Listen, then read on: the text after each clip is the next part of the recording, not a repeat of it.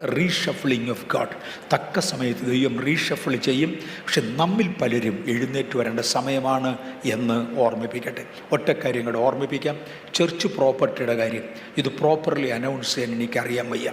കഴിഞ്ഞ 22ഓളം വർഷങ്ങളായിട്ട് നമ്മുടെ ചർച്ച് പ്രോപ്പർട്ടിയുടെ മുകളിൽ ഗവൺമെൻറ് തന്ന ഒരു കേസിൻ്റെ പുറകെ നമ്മൾ നടക്കുകയായിരുന്നു. സഹായത്തിന് വേണ്ടി ഇന്ത്യൻ പ്രസിഡൻ്റ് ഉൾപ്പെടെ അബ്ദുൽ കലാം സാർ അന്നുണ്ടായിരുന്നു. സാർ ഉൾപ്പെടെ പലരും ഇതിനകത്ത് ഇടപെട്ടിട്ടുണ്ട്. പക്ഷെ ആരും തന്നെ സോൾവ് ചെയ്തില്ല. സഭ പ്രാർത്ഥിച്ചുകൊണ്ടിരുന്നു. 22 വർഷമായി പ്രാർത്ഥിക്കുന്നുണ്ട്. ഇന്നലെ അതിന് ബാംഗ്ലൂർ ഹൈക്കോർട്ടിൽ നിന്ന് നമുക്കനുകൂലമായി വിധിയുണ്ടായി.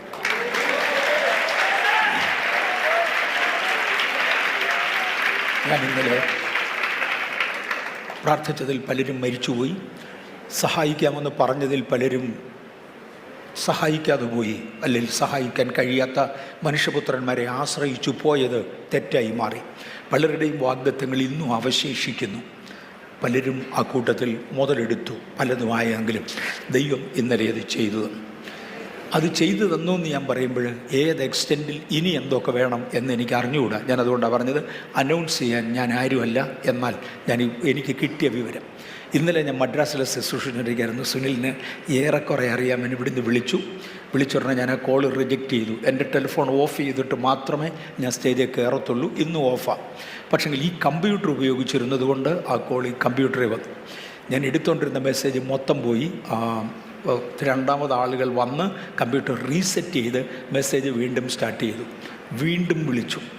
ഞാൻ ഉടനെ പാസ്റ്റർ റോബർട്ട് അടുക്കലുണ്ടായിരുന്നു. റോബർട്ടിനെ വിളിച്ച് ഞാൻ പറഞ്ഞു, സുനിൽ പാസ്റ്ററാണ് വിളിക്കുന്നത്, എന്തെങ്കിലും അതുപോലെ അത്യാവശ്യമില്ലേ ഇവൻ വിളിക്കത്തില്ല, സോ അങ്ങോട്ട് തിരിച്ച് വിളിക്കുന്നത്. വാട്സപ്പിൽ മെസ്സേജ് ഇട്ടതാണ്.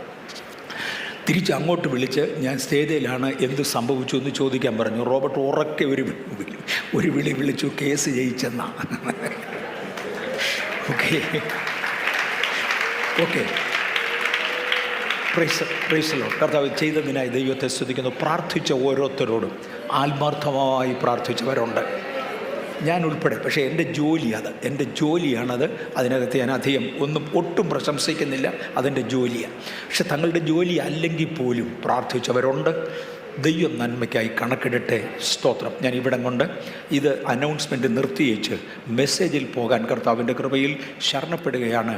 ഞാൻ മെസ്സേജിലേക്ക് അവനെ സ്ക്രീനിൽ നിന്ന് ഓഫ് ചെയ്തേക്കണം. ഞാൻ മെസ്സേജിൽ പോവുക. ഇന്നത്തെ നമ്മുടെ മെസ്സേജ് ദൈവിക മേഘങ്ങൾ എന്നതാണ്. ദൈവിക മേഘങ്ങളെക്കുറിച്ച് എടുക്കാൻ പോവുകയാണ്. നമ്മൾ കഴിഞ്ഞ ആഴ്ച കൊണ്ട് ഒത്തിരി കാര്യങ്ങൾ കവർ ചെയ്തു. ഞാൻ ബേസിക്കലി വന്ന ഒരു ലൈന്, ദൈവം മോശയെ പർവ്വത മുകളിൽ വിളിച്ചു. തൻ്റെ മുകളിൽ തൻ്റെ മുമ്പിൽ കത്തുന്ന ഒരു തീ കണ്ടുകൊണ്ട് ഈ തീ എന്തെന്ന് കാണേണ്ടതിനാണ് മോശ അടുക്കൽ വന്നത്. ആ തീയായി വെളിപ്പെട്ട സാന്നിധ്യം പിന്നത്തേതിൽ ഒന്ന് പവർ താത്തേച്ച് മേഘമായി തൻ്റെ കൂടെ നടന്നു. കാര്യം ഒരു പ്രത്യേക ആരംഭ ദിവസം ഉണ്ടാകുന്ന ആ വലിയ തീ എല്ലാ ദിവസവും കാണത്തില്ല. ഞാൻ രക്ഷിക്കപ്പെടുന്ന ദിവസങ്ങളിൽ പ്രാർത്ഥിക്കുന്ന പ്രാർത്ഥനകൾക്ക് വരുന്ന മറുപടിയൊക്കെ ഭയങ്കരമായിരുന്നു. നിങ്ങളിൽ പലരും രക്ഷിക്കപ്പെടുന്ന ദിവസങ്ങളിൽ പ്രാർത്ഥനയ്ക്ക് കിട്ടുന്ന മറുപടി ഭയങ്കരമാണ്. പക്ഷെ ദിവസങ്ങളുടെ പോക്കിൽ അതങ്ങ് കുറയും. അത് കുറയുന്നത് സാമാന്യഗതിയാണ്. മോശയുടെ കുറ്റം കൊണ്ടല്ല. പർവ്വതത്തിൻ്റെ മുകളിൽ കത്തുന്ന അഗ്നിയിൽ വെളിപ്പെട്ടവനായ ദൈവം കാലത്തിൻ്റെ പോക്കിൽ ദേവാലയത്തിൻ്റെ അകത്ത് മേഘത്തിൽ വെളിപ്പെടുന്നവനായി മാറി. ഞാൻ ഓർക്കുന്നുണ്ട്, ഞാൻ രക്ഷിക്കപ്പെട്ട സ്നാനപ്പെട്ട് വരുന്ന ആ സമയത്ത് വീട്ടിൽ നിന്ന് ഇറക്കി വിട്ടിരിക്കുകയാണ്. എനിക്കൊന്നും ചെയ്യാനൊക്കത്തില്ല. ഒരു കുടയില്ല. മഴയുണ്ടെങ്കിൽ മീറ്റിങ്ങിന് പോകാനൊക്കത്തില്ല. മഴയൊക്കെ വരുമ്പോൾ എൻ്റെ അമ്മ പറയാറുണ്ട്, നീ ഒന്ന് കാണട്ടെന്ന്. പക്ഷെ ഞാൻ ആ മുറ്റത്തോട്ടൊക്കെ മുട്ടുകുത്തിയിട്ടുണ്ട്. കർത്താവ്, മഴ മാറണം. 2-3 മിനിറ്റിനകമാണ് മഴ പോകുന്ന പോക്ക്. ഞാൻ അവിടെ നിന്ന് ഇപ്പോൾ പോവുകയും ചെയ്യും, മീറ്റിങ്ങിന് പോകും. പക്ഷേ ഇന്ന് പലരോട് ഞാൻ പറയാറുണ്ട്, മഴ വരാതെ ഒന്ന് പ്രാർത്ഥിച്ചോണേന്ന്. കാര്യം ഞാൻ തന്നെ പ്രാർത്ഥിച്ചാൽ ആകത്തില്ല. കാര്യം ഇന്ന് ഞാൻ അവിശ്വസിക്കത്തില്ല. ഞാൻ ദൈവത്തെ വിശ്വസിക്കാൻ ഇടയായി, ദൈവത്തെ അറിയാനിടയായി. പൗലോസ് ഒരിക്കൽ പറഞ്ഞു, എനിക്ക് ആദ്യമായി വെളിപ്പെടുന്ന വെളിപ്പാടുണ്ടല്ലോ, സൂര്യനെ കവിയുന്ന വെളിച്ചം എൻ്റെ ചുറ്റുമടിച്ച് ആ വെളിച്ചത്തിലാണ് വീണത്. പക്ഷേ അഗ്രിപ്പാവേ, ഇന്ന് ഞാൻ അങ്ങയുടെ മുമ്പിൽ നിൽക്കുമ്പോൾ ആ വെളിപ്പാടൊന്നുമില്ല, സൂര്യനെ കവിയുന്ന വെട്ടവുമില്ല. പക്ഷെ വെളിപ്പാട് എൻ്റെ ഓർമ്മയിലുണ്ട്. അതിനോട് ഞാൻ അനുസരണക്കേട് കാണിക്കുകയില്ല. ദൈവം ആ വിളിച്ചിറക്കുന്ന സാഹചര്യങ്ങളിൽ ആരംഭ ദിവസങ്ങളിലുള്ള ആ ശക്തിയേറിയ പ്രഭ നമ്മുടെ ജീവിതത്തെ മൊത്തം നടത്തുന്നതാകണം. നമ്മൾ പഴയതൊന്നും മറക്കരുത്. ആ കാര്യം ഒന്ന് ഓർമ്മിപ്പിക്കട്ടെ. മോശ ഒരു വലിയ തീ കണ്ടു. താൻ ഇറങ്ങി മോശയുമായി ദൈവം യാത്ര ചെയ്തു. വെളിപ്പെടേണ്ട സമയങ്ങളിൽ താൻ തേജസ്സായി വെളിപ്പെട്ടു. വെളിപ്പെടേണ്ട സമയത്ത് താൻ വെളിപ്പാടുകൾ കൊടുത്തു. പിന്നെ തീയൊന്നും കാണുന്നില്ല. ഫറവോൻ്റെ മുൻപിലോട്ട് ചെന്ന് നിൽക്കുമ്പോൾ സത്യത്തിൽ തീ കാണേണ്ടത് അവിടെയാ. ഫറവോൻ്റെ മുമ്പിലോട്ട് ചെന്ന് നിൽക്കുക. ഫറവോൻ പറഞ്ഞ്, നീ ഏതട ചെറുക്ക ഇവിടെ വന്നിരിക്കുന്നത്? ഈ ലക്ഷക്കണക്കിന് ജനങ്ങൾ ഊഴിയവേല ചെയ്യുന്നവരെ ഞാൻ ഒരിക്കലും പറഞ്ഞു വിടത്തില്ല, റിലീസ് ചെയ്യത്തില്ല. ഫറവോനെ അവിടെ ആ ദൈവ തേജസ് വേണ്ടത്, ദൈവത്തിൻ്റെ തീ വരേണ്ടതെന്നൊക്കെ എനിക്ക് തോന്നും. പക്ഷേ കർത്താവ് പറഞ്ഞു, മോശേ, ഞാൻ നിൻ്റെ കയ്യിൽ ഒരു വടി തന്നിട്ടുണ്ട്. പണ്ട തീയിൽ ഞാൻ നിന്ന സമയത്ത് ഏൽപ്പിച്ച ആ കുട്ടിവടി ഉണ്ടല്ലോ, തറയിലോട്ട് ഫറവോൻ ഇപ്പം ഞെട്ടുന്നത് പോലെ ഞാൻ ചിലതെല്ലാം കാണിക്കാൻ പോകുകയാ. ഈ ദിവസങ്ങളിൽ ദൈവത്തിൻ്റെ കയ്യിൽ നിന്ന് പ്രാപിക്കുന്ന ചില വലുത് വരാൻ പോകുന്ന അടുത്ത 21 ദിവസത്തെ ഉപവാസ പ്രാർത്ഥനയിൽ ചിലതിൻ്റെ മേൽ ചില പ്രത്യേക വെളിപ്പാടുകളും ചില പ്രത്യേക കൃപാവരങ്ങളും കർത്താവ് പകരും. നാളെ ഒരിക്കൽ സാന്നിധ്യം ഇല്ല എന്ന് തോന്നി ശത്രുവിനെ ഒറ്റയ്ക്ക് അഭിമുഖീകരിക്കുമ്പോൾ ആ വടി തറയിലിട്ടാൽ മതി, എഴുന്നേൽക്കേണ്ടത് എഴുന്നേൽക്കും. ഇന്ന് എനിക്ക് തോന്നുന്നു ഈ ദിവസങ്ങളിൽ ഞാൻ അതിനെക്കുറിച്ച് ഞാനല്ല പറയുന്നത്, പറയേണ്ടവർ പറഞ്ഞോളും. അനൗൺസ്മെൻറ്റിൻ്റെ സമയത്തുണ്ടാകും. നമ്മളൊരു 100 മണിക്കൂർ പ്രാർത്ഥനയ്ക്ക് വേണ്ടി സമയം വെച്ച്. ഈ 100 മണിക്കൂർ എന്ന് പറഞ്ഞാൽ എന്നാണെന്നറിയാമോ? 20 ദിവസത്തെ ഉപവാസ പ്രാർത്ഥന. നമ്മുടെ ഒരു ദിവസത്തെ ഉപവാസ പ്രാർത്ഥനയിൽ നമുക്ക് അപ്രോക്സിമേറ്റ്ലി 5 മണിക്കൂറാണ് കിട്ടുന്നത്. ഒരു ദിവസം അല്ലാത്ത സെക്ഷൻസ് നമുക്കുണ്ട്, ഉച്ച കഴിഞ്ഞും രാത്രിയിലും ഒക്കെയുള്ള സെക്ഷൻസ് ഉണ്ട്. എന്നാൽ മെയിൻ സെക്ഷൻ നമുക്ക് ഒരു ദിവസം കിട്ടുന്നത് 5 മണിക്കൂറാണ്. അങ്ങനെ 20 ദിവസം ഇരുന്ന് ഉപവസിക്കുന്നതിനെയാണ് ഈ 100 മണിക്കൂർ എന്ന് പറയുന്നത്. ആ 100 മണിക്കൂർ പ്രാർത്ഥനയാണ് ചർച്ചിൽ ഇന്ന് നടക്കുന്നത്. വേറൊരു കണക്കിൽ പറഞ്ഞാൽ ഒരു 40 ദിവസത്തെ ഉപവാസ പ്രാർത്ഥനയുടെ തുല്യമായിട്ടാണ് ഇപ്രാവശ്യത്തെ ഉപവാസ പ്രാർത്ഥനയും പോകുന്നത്. നമ്മൾ ഉപവാസത്തിന് വേണ്ടി ഫൈനലി 21 ദിവസമേ ഇരിക്കുന്നുള്ളെങ്കിലും കഴിഞ്ഞ ആഴ്ചകളിൽ ജോയിൻ ചെയ്യാൻ കഴിയാഞ്ഞവർക്ക് ഈ ആഴ്ച കഴിയുമെങ്കിൽ, ഞാനിവിടെ ഇല്ല, ഞാൻ കേരളത്തിലാണ്, കഴിയുമെങ്കിൽ അവർ ജോയിൻ ചെയ്യാൻ വേണ്ടി ഞാൻ ഓർമ്മിപ്പിച്ചത് മാത്രമാണ്. ഒടുവിൽ മോശ പർവ്വതത്തിൻ്റെ മുകളിൽ കയറി. പല ഏറിയകൾ ഞാൻ ഇനിയും എടുക്കും. മോശ പർവ്വതത്തിൻ്റെ മുകളിൽ കയറി. ഒരു മേഘം വന്ന് പർവ്വതത്തെ മൂടി. മോശെ, ഈ സമയം അങ്ങേക്ക് അല്പം കൂടെ കൂടുതൽ ഗൗരവമായ പ്രാർത്ഥന ആവശ്യമാണ്. പർവ്വതത്തിൻ്റെ മുകളിൽ അങ്ങേര് കയറി. അങ്ങ് പണ്ടൊരിക്കലാണ്ട് ഫറവോൻ്റെ പോയി നിന്നപ്പോൾ അഹരോനും കൂടെ ഉണ്ടായിരുന്നു. പക്ഷേ ഇപ്പോൾ അഹരോൻ കൂടെ ഇല്ല. അഹരോനെ താഴ്വരയിൽ നിർത്തിവെച്ച് നീ ഒറ്റയ്ക്ക് വന്നിരിക്കുക. 40 രാത്രിയും 40 പകലുമാണ് അങ്ങൻ്റെ സന്നിധിയിൽ നിൽക്കേണ്ടത്. ആകയാൽ അങ്ങേ കൊണ്ട് ഒറ്റയ്ക്ക് ഒക്കത്തില്ല, ഒരു മേഘം കൂടെ ആകട്ടെ. ഏകാന്തതയുടെ നടുവിൽ പ്രത്യേക ദൈവസാന്നിധ്യം പ്രതീക്ഷിക്കുന്ന ദൈവ പൈതലെ, നിങ്ങളുടെ തലയ്ക്ക് മേളിൽ ഒരു മേഘം കാണും. മേഘത്തിൻ്റെ കീഴിൽ ദൈവം മോശയെ ഇരുത്തി 40 രാവും 40 പകലും. ഞാൻ ഇന്നലെ പറഞ്ഞായിരുന്നു, കഴിഞ്ഞ ഞായറാഴ്ച പറഞ്ഞായിരുന്നു, ചില പ്രത്യേക സാഹചര്യങ്ങളിൽ പ്രത്യേക ഇടങ്ങളിൽ വന്ന് നിന്നെങ്കിൽ മാത്രമേ കിട്ടേണ്ട ദൈവവചനം കിട്ടത്തുള്ളൂ, അല്ലാത്തപ്പോൾ കിട്ടത്തില്ല. താഴ്വരയെ നീക്കുമ്പോഴും മോശ തന്നെയാ, ദൈവം തന്നെയാ. കൽപ്പനയ്ക്ക് അന്നും പ്രാധാന്യമുണ്ട്. താഴ്വരയിൽ കൽപ്പന കൊടുക്കുവാൻ ദൈവത്തിന് കഴിയും. പക്ഷേ അവിടെ വെച്ച് കൊടുക്കത്തില്ല. മോശെ, നീ കയറി വാ, എൻ്റെ വീട്ടിൽ വെച്ച് പ്രാർത്ഥിച്ചാലും ദൈവം എന്നോട് ഇടപെടും. ഞാൻ യാത്ര ചെയ്യുമ്പോൾ പ്രാർത്ഥിച്ചാലും ദൈവം എന്നോട് ഇടപെടും. ഇത് അനുഭവിക്കുന്നവനാ ഞാൻ. എന്നാൽ ഉപവസിച്ച് ദൈവസന്നിധിയിൽ ഇരിക്കേണ്ട സമയം, ഉപവസിച്ച് ദൈവസന്നിധിയിൽ ഇരുന്നെങ്കിൽ മാത്രമേ ആ മെഷറിൽ ആലോചന വരത്തുള്ളൂ. 40 രാപകലുകൾ മറ്റുള്ളവരിൽ നിന്ന് വേർപെടുത്തി മോശെ പർവ്വത മുകളിലേക്ക് ഇരുത്തി. എന്നിട്ട് അദ്ദേഹത്തിൻ്റെ കയ്യിൽ കൽപ്പനകൾ കൊടുത്തു, പ്രമാണം കൊടുത്തു. കൽപ്പന കൊടുക്കുമ്പോൾ മീതെ മേഘമുണ്ടെന്ന് മറക്കരുത്. പ്രത്യേക കൽപ്പനകൾ ലഭിക്കുന്ന സകല സാഹചര്യങ്ങളിലും മീതെ ഒരു മേഘം ഉണ്ടായിരിക്കും. പല വ്യക്തികളും ഇവിടെ കൽപ്പനകൾ ലഭിച്ചവരുണ്ട്. പലപ്പോഴും ദൈവം അവരോട് ഇടപെട്ടതുണ്ട്. പറയുന്ന പ്രവാചകനും നിൽക്കുന്ന സാഹചര്യവും ഇരിക്കുന്നിടത്തെ അന്തരീക്ഷവും സ്പിരിച്വൽ ടെമ്പറേച്ചറും എല്ലാം ആളുകൾക്ക് ഓർമ്മയുണ്ട്. എന്നോട് ഇന്നിടത്ത് വെച്ചാണ് ഇടപെട്ടത്. ചിലർ കണ്ട ചില വെളിപ്പാടുകൾ, രാത്രി ദർശനങ്ങളിൽ പരിശുദ്ധാത്മാവ് എന്നെ പേര് ചൊല്ലി വിളിച്ചത് എനിക്ക് നല്ല ഓർമ്മയാ. സന്ദർഭങ്ങൾ മറക്കത്തില്ല. ഇന്ന് പകൽ പലർക്കും അത് ഓർമ്മയുള്ളതുകൊണ്ട് കർത്താവിനെ സ്തുതിക്കുന്നു. ഇതുപോലുള്ള ഡീപ്പായ അനുഭവങ്ങൾ ഇല്ലാത്തവർ ഈ ദിവസങ്ങളിൽ അതിനുവേണ്ടി സമർപ്പിക്കുക. കാലം തീരാറായി. നമ്മൾ ഈ രാജ്യം വിട്ട് അല്ലെങ്കിൽ ഈ ഭൂമി വിട്ട് പോകേണ്ട സമയം അടുക്കുകയാ.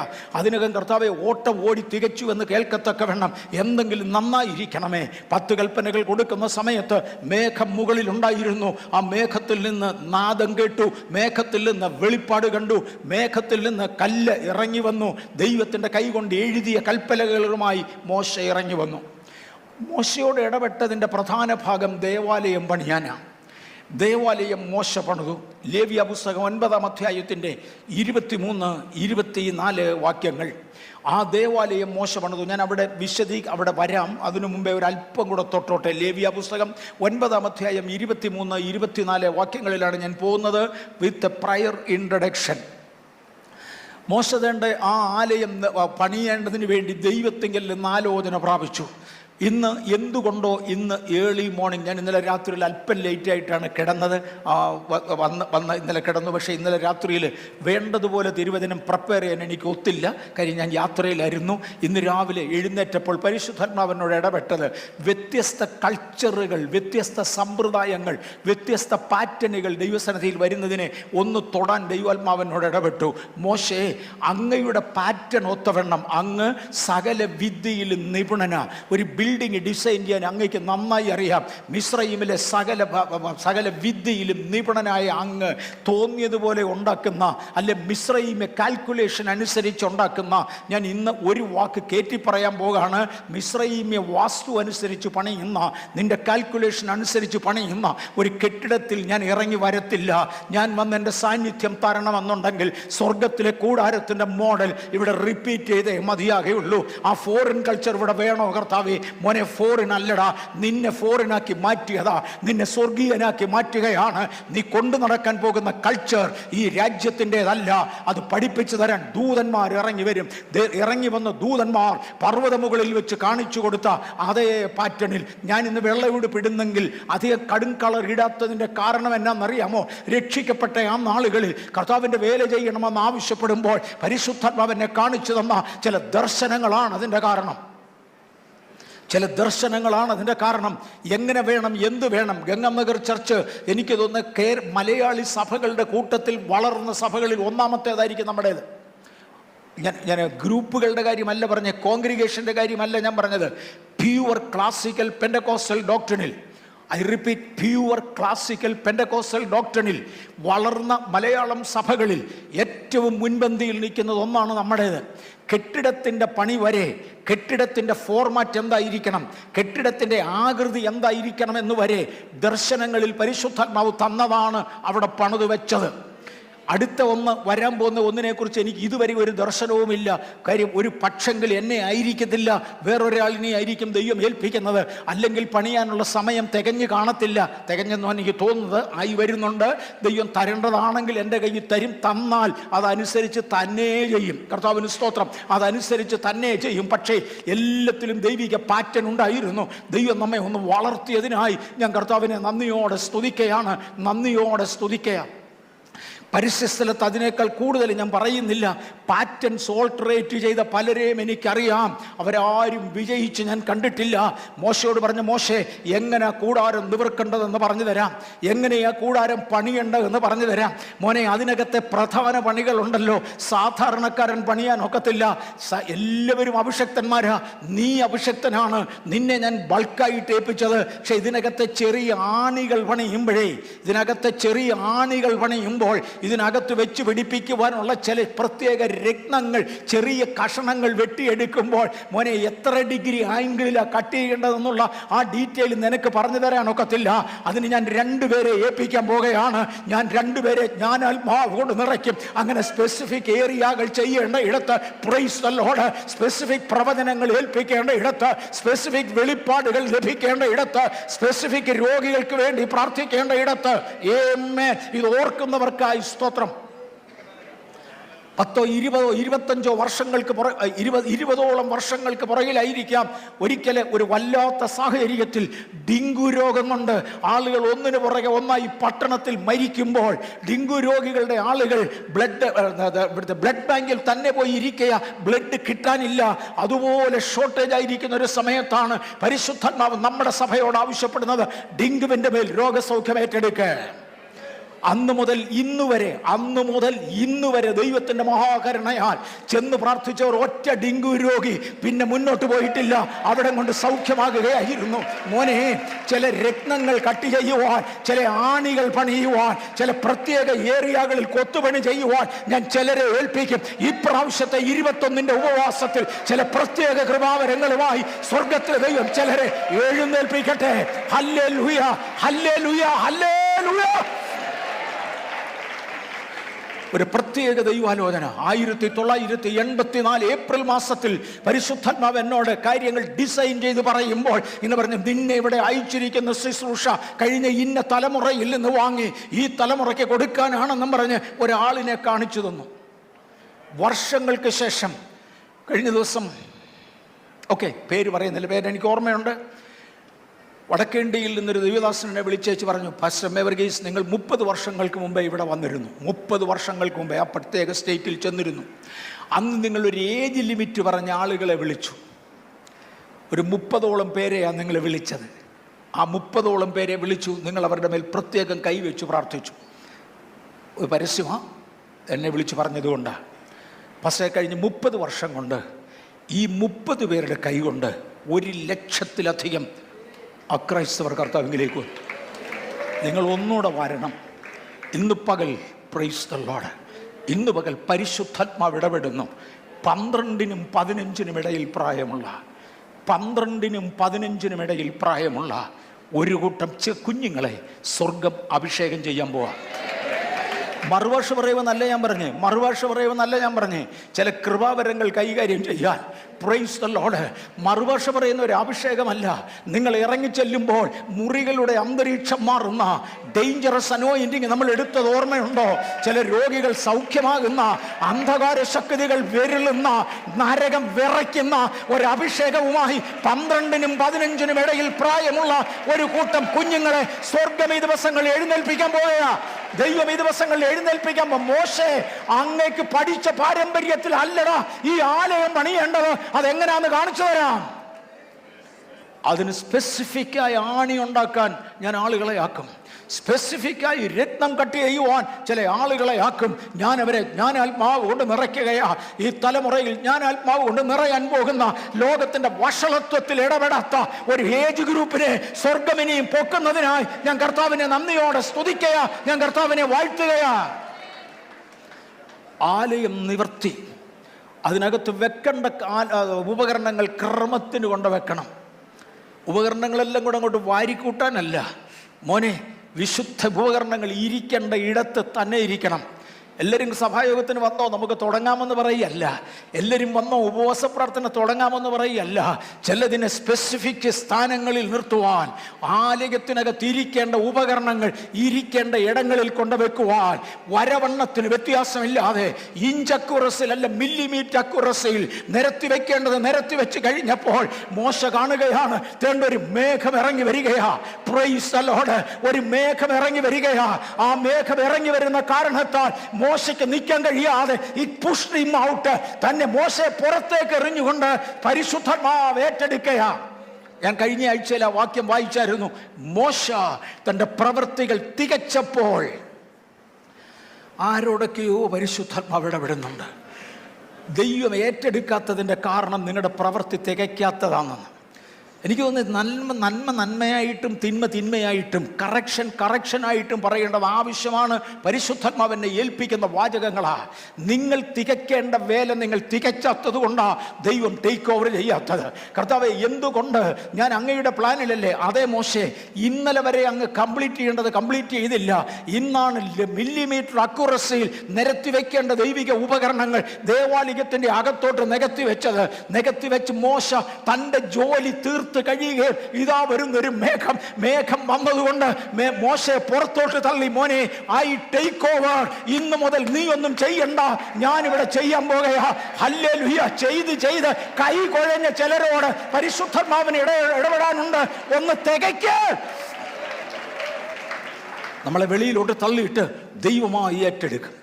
തുടർന്ന് ആലയത്തിനകത്ത് മോശയും അഹരോനും കയറുമായിരുന്നു. എന്നേക്കും തള്ളി പുറത്താക്കിയതല്ല. ഇന്ന് നിനക്കൊന്ന് മനസ്സിലാകാൻ, ഞാൻ ടേക്ക് ഓവർ ചെയ്തൊന്ന് നിനക്കൊന്ന് മനസ്സിലാക്കാൻ വേണ്ടി ഞാൻ നിന്നെ പുറത്തോട്ട് വിടുകയാണ്.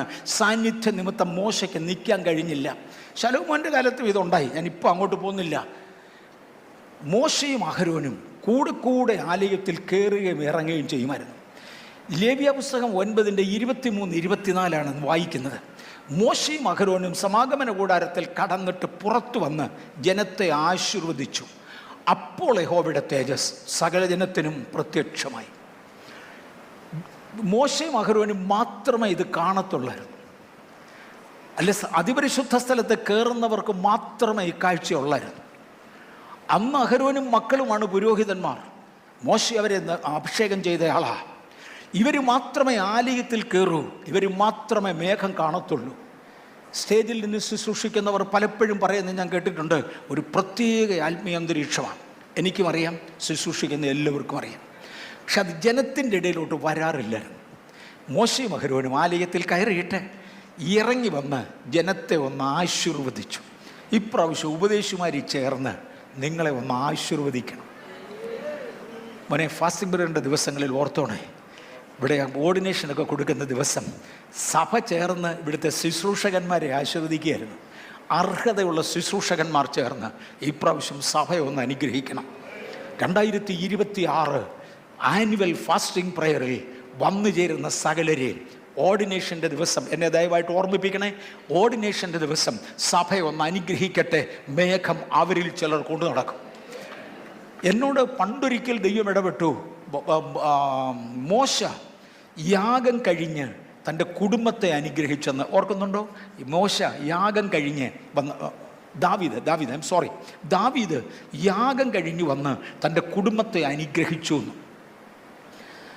ആ കുടുംബം അനുഗ്രഹിക്കപ്പെട്ടു.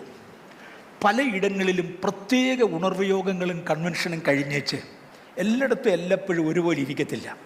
പലയിടത്തും ചിലയിടങ്ങളിൽ ചില പ്രത്യേക ഉണർവ് യോഗങ്ങൾ കഴിഞ്ഞ് ചില പ്രത്യേക മീറ്റിങ്ങുകൾ കഴിയുമ്പോൾ ദൈവം എന്നോട് ഇടപെടും, ഇന്ന് പോകുന്നതിന് മുമ്പേ ഈ പാസ്റ്ററേയും കുടുംബത്തെ ഒന്ന് അനുഗ്രഹിക്കണം, അല്ലെങ്കിൽ ഈ ചർച്ചിൻ്റെ കമ്മിറ്റിയെ വിളിച്ചൊന്ന് അനുഗ്രഹിക്കണം, അല്ലെങ്കിൽ ഈ ചർച്ചിൻ്റെ എൽഡേഴ്സിനെ വിളിച്ചൊന്ന് അനുഗ്രഹിക്കണം. അങ്ങനെ ഒരു 15ഓ 20ഓ ഇടങ്ങളിൽ ഈ കഴിഞ്ഞ 10-40 വർഷം കൊണ്ട് ചെയ്യുവാൻ കർത്താവ് ഇടയാക്കിയിട്ടുണ്ട്.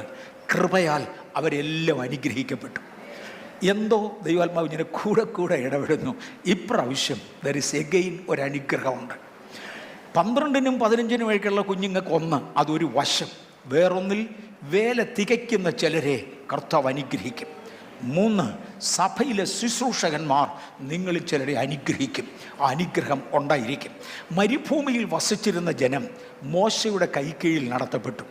ആ ജനം നടത്തപ്പെടുമ്പോൾ മുഴുവനും അവർക്ക് മീതെ മേഘമുണ്ടായിരുന്നു. ആ മേഘം ഉയർത്തപ്പെടുന്നത് കൊണ്ട് അവർക്ക് വഴി കാണിക്കാൻ സാധിച്ചു. അവർക്ക് സമയം നിർണ്ണയിക്കാനായിട്ട് സാധിച്ചു. എന്തോ ഇന്ന് വിവേചിച്ചു പോകുവാനാണ് ദൈവാത്മാവ് കൂടുതൽ ഇടപെടുന്നത്. ഇന്നതിൻ്റെ സമയമായി, ഇന്ന കാര്യം ചെയ്യേണ്ട സമയമായി എന്ന് പറയുവാൻ, സമയം തെറ്റി ചെയ്ത പലതും പലയിടത്തും പരാജയപ്പെട്ടപ്പോൾ സമയമായി സ്റ്റാർട്ട് ഓണെന്ന് പറയുവാൻ ദൈവിക മേഘങ്ങൾ ഈ ദിവസങ്ങളിൽ കാവലായി കാണട്ടെ. ഇസ്രയേലെ, നിങ്ങൾ യാത്ര പുറപ്പെടണമെങ്കിൽ നിങ്ങളുടെ പ്രകൃതിക്കനുസരിച്ച് നിങ്ങളെ എങ്ങനെ കണ്ടിന്യൂസ്ലി കൊണ്ടുപോകാൻ ഒക്കത്തില്ല. നിങ്ങൾ പിന്മാറ്റമുള്ള ഒരു ജനമാ, റിബലിയസായ ഒരു സമൂഹമാ, പിറുപിറുക്കുന്ന ഒരു വർഗമാ, ദൈവത്തിങ്കിൽ നിന്ന് പലത് കണ്ടാലും നന്മ മറന്നു പോകുന്ന ഒരു വർഗമാ. അതുകൊണ്ട് നിങ്ങൾ എന്നും യാത്ര ചെയ്യാൻ ഒക്കത്തില്ല. 11 ദിവസത്തെ യാത്ര നിങ്ങൾക്ക് 40 വർഷം കൊണ്ട് തീർക്കാൻ ഒക്കത്തുള്ളൂ. അതിനകത്ത് എപ്പം നിങ്ങൾ ഇറങ്ങണമെന്നും എപ്പം നിങ്ങൾ നിർത്തണമെന്നും കാണിക്കാൻ എൻ്റെ മേഘം നിങ്ങളുടെ മേളിൽ കാണും. അതൊരു അടയാളമായിരിക്കും. തീയിൽ ഇറങ്ങിത്തിരിച്ച മോശെ, തീ കണ്ട് ഇറങ്ങിത്തിരിച്ച മോശെ, ആലയത്തിനകത്ത് മേഘം കൊണ്ടുവന്ന മോശെ, പർവ്വതമുകളിൽ മേഘത്തിൻ്റെ കീഴിൽ ഇരുന്ന മോശെ, അങ്ങയുടെ ജനം മുഴുവനും അനുഭവിപ്പാൻ പോകുന്ന ഒരു നന്മയാണ് അക്യുറേറ്റ് നടത്തിപ്പുകൾ. Praise the Lord. അക്യുറേറ്റ് നടത്തിപ്പുകൾ. അക്യുറേറ്റ് നടത്തിപ്പെന്നുള്ള പദം പറയുമ്പോഴേ ഞാൻ ഒരു പദം കൂടെ എടുത്തു പറയാൻ ഓർക്കുകയാണ്. യോശുവ ഒരിക്കൽ യുദ്ധത്തിന് വേണ്ടി വന്ന് നിൽക്കുകയാ. എവിടെയാ? വാഗ്ദത്ത ദേശത്തെ ആദ്യത്തെ പടി ചവിട്ടി. വാഗ്ദത്ത ദേശത്തെ ആദ്യത്തെ പടി ചവിട്ടി. അവിടെ വെച്ച് ചോരത്തളിയും 2ാം പ്രാവശ്യം ജനത്തെ പരിച്ഛേദന ചെയ്ത് വെച്ച് നിൽക്കുമ്പോൾ ഒരു പുരുഷൻ തൻ്റെ അടുക്കൽ വന്ന് നിൽക്കുകയാ. ഒരു പട്ടാളക്കാരൻ്റെ വേഷത്തിൽ ഊരിപ്പിടിച്ച വാളുണ്ട്. നമുക്കെല്ലാം അറിയാവുന്ന ഒരു ഭാഗമാണ്. ഊരിപ്പിടിച്ച ഒരു വാളുണ്ട്. ഒരു മനുഷ്യൻ വന്ന് നിൽക്കുക. ഒരു ആജാനബാഹു എന്ന് ഞാൻ വിശ്വസിക്കുന്നു. കാര്യം ആളിൻ്റെ പേര് കേട്ടപ്പോഴാണ് ഈ പുള്ളിക്കാരൻ യഹോവയുടെ ദൂതനാ, സൈന്യത്തിൻ്റെ അധിപതിയാ. വേറൊരു ഭാഷയിൽ എൻ്റെ യേശുവാ. മോശ പേടിപ്പിക്കാൻ വേണ്ടിയല്ല വന്ന് നിൽക്കുന്നത്, മോശ ധൈര്യപ്പെടുത്താൻ വേണ്ടി വന്ന് നിൽക്കുക. ഞാൻ കൂടുണ്ട് മോശ, നീ മുന്നോട്ട് പോകാൻ പറയാൻ. ദൈവത്തിൻ്റെ തിയോഫനി, ആ ദിവസത്തെ വെളിപ്പാടിൻ്റെ പ്രത്യേക ശൈലി അതാണ്. 2 ഊരിപ്പിടിച്ച വാളുമായി നിൽക്കുകയാണ്. ഞാൻ 50 പ്രാവശ്യം ഇവിടെ പറഞ്ഞിട്ടുണ്ടാവും. സാധാരണ പട്ടാളക്കാരൻ വാൾ ഉറയ്ക്കകത്തിട്ടേ നടക്കാറുള്ളൂ. ഈ മനുഷ്യൻ ഊരിപ്പിടിച്ചിരിക്കുക. പണ്ടൊരു പഴഞ്ചൊല്ലുണ്ട്, ആണുങ്ങൾ വാൾ ഊരിയാൽ എന്ന് പറഞ്ഞ പട്ടാളക്കാരൻ, ആണുങ്ങൾ വാൾ ഊരിയാൽ രക്തം പെരട്ടാതെ വെക്കത്തില്ല. പണ്ടത്തെ രാജാക്കന്മാരിൽ പലരും വാള് ഉറയ്ക്കകത്തിടത്തേ ഉള്ളൂ. അഥവാ വാളുകൾ എടുത്തുപോയെങ്കിൽ ഒരുത്തനെ കൊല്ലാനായിരിക്കും വാൾ എടുത്തത്. പക്ഷെങ്കിൽ അയാളോടുള്ള കോപം ശമിച്ചതുകൊണ്ടോ അല്ലെങ്കിൽ ന്യായവിസ്താരം നടത്തുമ്പോൾ അയാൾ തെറ്റുകാരനല്ലെന്ന് ബോധ്യപ്പെട്ടതുകൊണ്ടോ അയാളെ വെട്ടിക്കൊല്ലണ്ട എന്ന് വന്നാൽ, ഞാൻ കേട്ടിട്ടുള്ളതാണ്, കണ്ടിട്ടില്ല. ഞാൻ ഒരു രാജാവിനെ പോലും അടുത്ത് കണ്ടിട്ടില്ല. പിന്നല്ലേ അയാൾ വെട്ടിക്കൊല്ലാൻ കഴിഞ്ഞില്ലെങ്കിൽ സ്വന്തം കൈ മുറിച്ച് ആ രക്തം വാളെ പെരട്ടിയേ വെക്കത്തുള്ളൂ. കാര്യം ഊരിയ വാള് ഉറയ്ക്കകത്ത് തിരിച്ചിടുന്നതിന് മുൻപേ രക്തം വേണമെന്ന് നിർബന്ധമാണ്. ആ കാലത്ത് ഒരു മനുഷ്യൻ്റെ ഊരിപ്പിടിച്ച വാളുമായി നിൽക്കുകയാ. യോശുവ അടുത്ത് ചെന്നു. ചിലരെ കൂടെ കർത്താവ് ധൈര്യപ്പെടുത്തട്ടെ. യോശുവ അടുത്ത് ചെന്നു. ഞാൻ 50 പ്രാവശ്യമെങ്കിലും പറഞ്ഞിട്ടുണ്ട്, ഞാനാണെ പോകത്തില്ല. ഭൂമിയിൽ മര്യാദയുള്ള ആരും പോകത്തില്ല, സുബോധമുള്ളവൻ ആരും പോകത്തില്ല, അടുത്തു പോകത്തില്ല. ഒരു മീഡിയേറ്ററെ വിട്ട് അങ്ങാരാണ് എന്താന്ന് ചോദിപ്പിക്കത്തേ ഉള്ളൂ. യോശുവ മനുഷ്യന്റെ അടുത്ത് ചെന്നു. അടുത്ത് ചെന്ന് ചെറിയ ചോദ്യം ചോദിച്ചു, അങ്ങ് ഞങ്ങളുടെ പക്ഷക്കാരനാണോ? അങ്ങനൊന്നും അല്ല. നീ ഞങ്ങളുടെ പക്ഷക്കാരനാണോ ശത്രുപക്ഷക്കാരനാണോ? ആ നിൽക്കുന്ന വ്യക്തിത്വത്തിന്റെ മറുപടി, ഞാൻ നിന്റെ പക്ഷക്കാരനുമല്ല, ശത്രുവിന്റെ പക്ഷക്കാരനുമല്ല, യഹോവയുടെ സൈന്യത്തിന്റെ അധിപതിയായി ഇപ്പോൾ നിന്റെ അടുക്കൽ വന്നിരിക്കുക. യോശുവ അടുത്ത് എന്നല്ലേ വായിച്ചേ? എന്താ അടുത്ത് ചെല്ലാതിരിക്കാൻ കാരണം? കാര്യം ഇവൻ ഊരിപ്പിടിച്ച വാള കഷ്ടകാലത്തിന് വീശി പിടിപ്പിച്ചെങ്കിൽ എൻ്റെ തലയും കൊണ്ടേ ഇത് പോകത്തുള്ളൂ. പിന്നെ എന്തേ യോശുവ അടുത്ത് എന്നത്? ആ മനുഷ്യൻ്റെ മറുപടി കേൾക്കണോ? ഞാൻ സൈന്യങ്ങളുടെ അധിപതിയായി സ്വർഗത്തിൽ നിന്ന് നിന്റെ അടുക്കൽ വന്നിരിക്കുക. യോശുവ, ഈ അടുത്തു വരാൻ അങ്ങേക്കുണ്ടായ തോന്നലുണ്ടല്ലോ, ഞാൻ ആകർഷിച്ചതാ. Price the Lord. ഈ ദിവസങ്ങളിൽ ചിലതിനെ ആകർഷിക്കുവാൻ ആരും വന്നത് അദ്ദേഹത്തോട് അകലെ നിന്ന് സംസാരിക്കാനല്ല. ഇവനെ ഓടിച്ചിട്ട് പിടിക്കേണ്ട കാര്യമില്ല.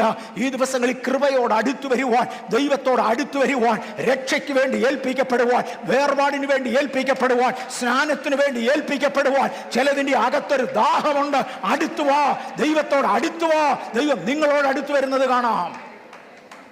അടുത്തു വരുന്നതിനോട് അടുത്തു വരുന്നവനായ ദൈവം യോശുവയുടെ അടുക്കൽ വന്നതാ. ഒരിക്കലേ ഞാൻ ഈ ഭാഗം ഇവിടെ പ്രസംഗിച്ചപ്പോൾ ഇവിടെ ഒരു നല്ല ബിസിനസ്സുകാരൻ ബ്രദർ ഉണ്ടായിരുന്നു. അദ്ദേഹം ഇന്ന് നിത്യതയില്ല. നല്ലൊരു ബിസിനസ്സുകാരനായിരുന്നു. $multi-million ബിസിനസ് ചെയ്ത ഒരാളാണ്. അദ്ദേഹം വന്ന് പറഞ്ഞത് എനിക്ക് ഓർമ്മയുണ്ട്. പാസ്റ്ററേ, എനിക്കിന്ന് ആവശ്യമുള്ള മെസ്സേജായിരുന്നു. എനിക്ക് സ്ട്രാറ്റജി പറഞ്ഞു തരാൻ ആരുമില്ല. എൻ്റെ ബിസിനസ് അടുത്ത ലെവലിലേക്ക് കൊണ്ടുപോകാൻ, ദൈവകാര്യമൊന്നുമല്ല, ബിസിനസ്സിൻ്റെ കാര്യമാണ്. എൻ്റെ ബിസിനസ് അടുത്ത ലെവലിലേക്ക് കൊണ്ടുപോകാൻ സ്ട്രാറ്റജി എന്താണെന്ന് പറഞ്ഞു തരാൻ ആരുമില്ലായിരുന്നു.